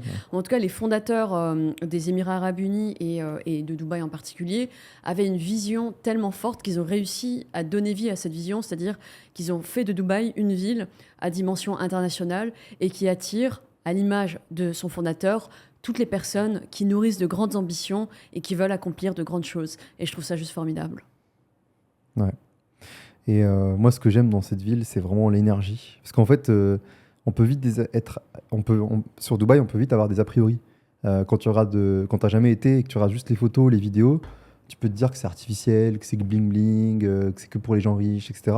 Sauf qu'en fait, quand tu y vas vraiment, tu te rends compte vraiment de la dimension que ça porte. Surtout quand tu es entrepreneur, en fait, tout est fait pour que tu te sentes bien, que tu travailles dans de bonnes conditions. Tout est facilité, tu peux te faire livrer tes repas, tu peux faire tu peux te faire tes vêtements au pressing. Tout est facilité et en fait, tout ce cadre-là fait que tu vis dans un cadre assez sympa pour être focus. Et en fait, tu as une énergie que tu ne vois pas, qui est positive, qui te permet de dégommer de tout dégommer finalement. Tu vois l'architecture, les buildings, tu dis waouh, mais en fait, ça, c'est la création de l'homme. Tu dis, mais moi, ça, je peux faire de grandes choses finalement. Quand tu vois ça, tu dis, mais en fait, tout le monde peut faire de grandes choses. Si un homme a su imaginer cette ville et a su designer une ville de dingue, tu te dis, mais moi, à mon échelle, moi aussi, je peux designer ma vie comme ça. Et le fait de voir ça tous les jours, tu te dis que tout est possible. C'est tellement dingue que tu dis tout est possible dans la vie. Et c'est pour ça que pour moi, cette ville, ça me crée vraiment ça en fond de moi. Et aussi, l'aspect sécuritaire, je trouve que c'est dingue parce que à aucun moment dans ma vie, j'ai ressenti le fait de pouvoir laisser mes affaires à un endroit et de me dire que c'est en sécurité. Tu vois, par exemple, hier, on est parti au supermarché et j'ai laissé mon PC avec mon sac dans le hall d'hôtel. Vraiment, il était à vue, hein. Il y avait mon PC portable, il y avait tout. Je l'ai laissé au moins 2-3 heures. Je suis revenu, c'était encore là. En fait, tu n'as aucune peur. Tu te dis, mais personne ne va me voler mes affaires. Et rien que le fait de ressentir ça, en fait, on se rend pas compte, mais ça devrait être la normalité normalement. Ouais, Tu vois, vrai. normalement, on ne devrait Ouais. pas se soucier de ses affaires si ils vont être volés ou quoi que ce soit. Ça devrait être la normalité. Et là, le fait de le ressentir, tu dis waouh, mais j'ai jamais ressenti ça nulle part ailleurs finalement. Donc, ouais, rien que pour ça, c'est une ville de dingue et je pense que ça va être que en C'est vrai. évolution et que ça va attirer beaucoup plus de gens, personnes ambitieuses et qui veulent faire de grandes choses. Ouais. C'est vrai. Donc, voilà. Ouais, Super. en tout cas, voilà, je sais pas sur quoi vous voulez clôturer, en tout cas, mais si vous est-ce que vous avez des éléments sur lesquels vous voulez parler, quelque chose que vous voulez vraiment aborder, quelque chose d'intéressant, ou Ouais, moi, j'ai pas l'heure là, c'est un bientôt la fin, petit ça? tips ou un Il petit. est 18h51. Ouais, il nous reste 10 Ah minutes. oui, ok. Ouais, Ouais, il nous reste 10 minutes 10 quand même. Ouais, il nous reste Ah 10 oui. minutes. Donc, je sais pas si vous avez un sujet à aborder sur lequel voilà, on peut débattre. Ça dépend, est-ce qu'on veut faire des vidéos virales ou pas? On peut être On trash. peut parler des agriculteurs. Ouais. Moi, je suis un peu à l'ouest sur ce sujet. C'est comme un ami, tu vois, il adore la montagne. Il se sent trop bien là-bas. Ouais. Et il a toujours dit, ouais, moi, Dubaï, j'irai jamais, je déteste ce pays. Et en fait, un jour, il s'est retrouvé bloqué dans une grève d'agriculteurs, derrière les tracteurs. Il a dit je déteste la France. Et là, à ce moment-là, ça lui a créé le déclic. Il a dit, vas-y, je me barre, j'en ai marre. Bon, après, voilà, ça dépend de chacun, je pense, mais ouais, après, Bah, ça dépend de. oui, ça dépend beaucoup de choses. C'est pour ça qu'à aucun moment, je pensais que lui. Enfin, c'était la dernière personne sur laquelle je pensais qu'il allait partir. Mais bon, voilà, après, ça dépend de chacun. Je pense qu'il y a des avantages en France, comme ici. C'est un caractère. Ouais, c'est ça. Bah, c'est sûr qu'en France, on n'a pas comment dire, cette dynamique entrepreneuriale, cette dynamique de vas-y, Oui. fonce, réussis. Au contraire, c'est plutôt l'inverse. En fait, les patrons, ils sont mal perçus. Je trouve ça quand même dingue que l'homme le plus riche du monde ait été vilipendé. Attends, c'est, Bernard Arnault. ouais, Bernard Arnault. Ouais.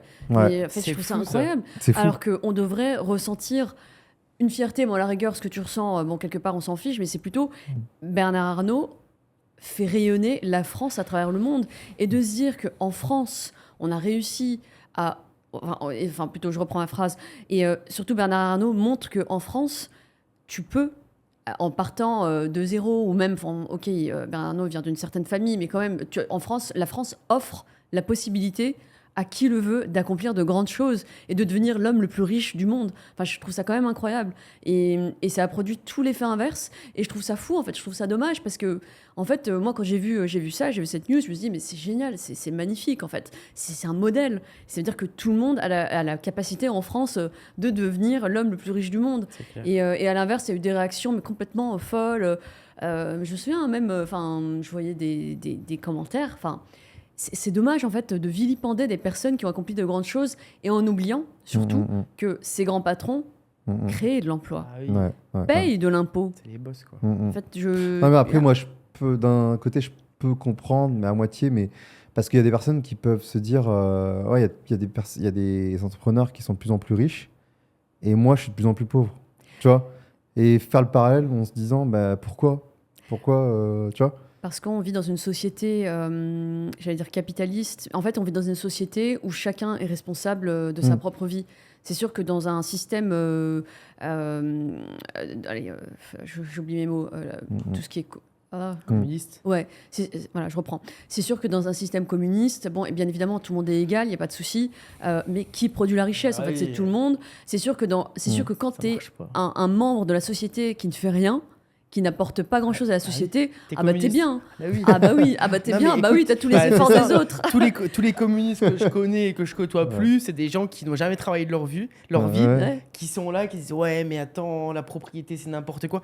Toutes les personnes qui sont communistes, c'est des personnes qui n'ont pas travaillé de leur vie. C'est tout Voilà. simple. Bah oui. Ou des gens qui n'ont jamais voilà. Ouais, et c'est génial en fait quand t'es communiste. En fait, bah oui, t'as la richesse qui vient à toi sans avoir travaillé. Mais c'est magnifique en Ouais. fait. Et de l'autre côté, en fait, ces gens-là, bah, en fait, toutes ces personnes-là, elles estiment qu'elles ont droit à tout, droit aux APL, droit aux aides, etc., droit au logement. Et en fait, aucune de ces personnes ne se pose la question de d'où vient l'argent. Ah oui. Ouais. L'argent vient de certaines personnes qui créent de la richesse, en fait, qui mettent en place des systèmes, qui travaillent, qui créent des entreprises, qui créent de la valeur, quoi. Ah, Et ces gens-là, en fait, ils vivent dans le fantasme que les patrons se la coule douce, alors que c'est super dur de créer une entreprise. C'est super dur de tout quitter, de tout plaquer. T'as pas de chômage, t'as rien, tu crées une entreprise, tu places tout ton argent, mais rien ne te garantit que ton entreprise va marcher. Et ces gens-là vivent dans le fantasme qu'en fait c'est plus facile pour les autres, que les riches en fait ils sont forcément mauvais, et que la valeur, la richesse créée par les personnes qui génèrent de la valeur, en fait leur ont pris de la valeur à eux. En fait, c'est qu'eux restent chez eux, passent leur soirée devant leur canapé. Bon, c'est un peu schématisé de dire ça, mais en fait, en général, les personnes qui se plaignent qu'il y ait trop de riches autour d'eux, c'est généralement des personnes qui passent leur soirée devant la télé et qui ensuite se plaignent que d'autres personnes sont riches alors que les autres personnes ont juste passé du temps à travailler et à mettre en place des systèmes qui nourrissent l'économie, qui créent des emplois et qui payent des impôts. Ouais, puis pour moi, ce que tu gagnes, ça reflète la valeur que tu apportes dans la société finalement. Si tu apportes très peu de valeur, bah, bien sûr, ne t'étonne pas d'avoir pas autant. Et il y a que pour les infirmières que c'est faux, ça. Ouais. c'est vrai que Non, c'est vrai que oui. ça, et il y a Les pas profs, que, il y a plein de les métiers, les il y a plein de profs, métiers qui sont pas suffisamment les profs, les profs. Ouais. les Ça, c'est un scandale, ouais. l'éducation, c'est la Ouais. première lignée, ils gagnent rien. Ouais. Les infirmières, Ça, je c'est- comprends pas en que les fait, profs, les infirmières ouais. sont pas autant Ouais. payés qu'un chirurgien. Je suis d'accord. Honnêtement, Et ça les devrait être- agriculteurs. bah, Je suis bien Les sûr. d'accord. agriculteurs. Pourquoi Non, en mais fait c'est vrai. Ouais. Non, mais ouais. il y a un gros Bah, en fait, c'est vrai que le rapport qualité-prix en France, il est vraiment très bas. Parce que tu te dis que tu payes autant d'impôts pour peu de services en termes d'hôpital, d'éducation, etc. tu dis qu'en fait, le rapport, il est pas forcément. Totalement. Bah, pas c'est forcément surtout que malheureusement, on a l'impression que l'argent est un peu Ouais, tu te dis pas ça. bien distribué. En fait, c'est Ouais, pas normal que ouais. des profs ou des infirmiers ou des agriculteurs ne Mm. soient pas suffisamment payés, alors que de l'autre côté, les aides, Mm. en fait, Ouais, c'est ouais. bien les aides. On a beaucoup de chance d'avoir des aides de partout. C'est-à-dire que Ouais. demain, si tu te retrouves à zéro en France, Mm. tu as des aides et c'est génial. Mais quelque part, en Ouais. fait, c'est mal distribué ou c'est mal. Ouais. Voilà, il y a quelque chose qui cloche en fait. Exactement, ouais, exactement. Bon, en tout cas, ça m'a fait très plaisir de faire ce podcast avec vous. Pareil. C'était Pareil, cool, ouais. on arrive à la fin. Et bah voilà, je pense on a débattu de pas mal de sujets très intéressants. Et j'espère que ça va intéresser un maximum de gens. Donc merci à vous. Et puis bah, à bientôt pour un nouveau podcast. Ciao. Merci. Salut. Ciao. Ciao.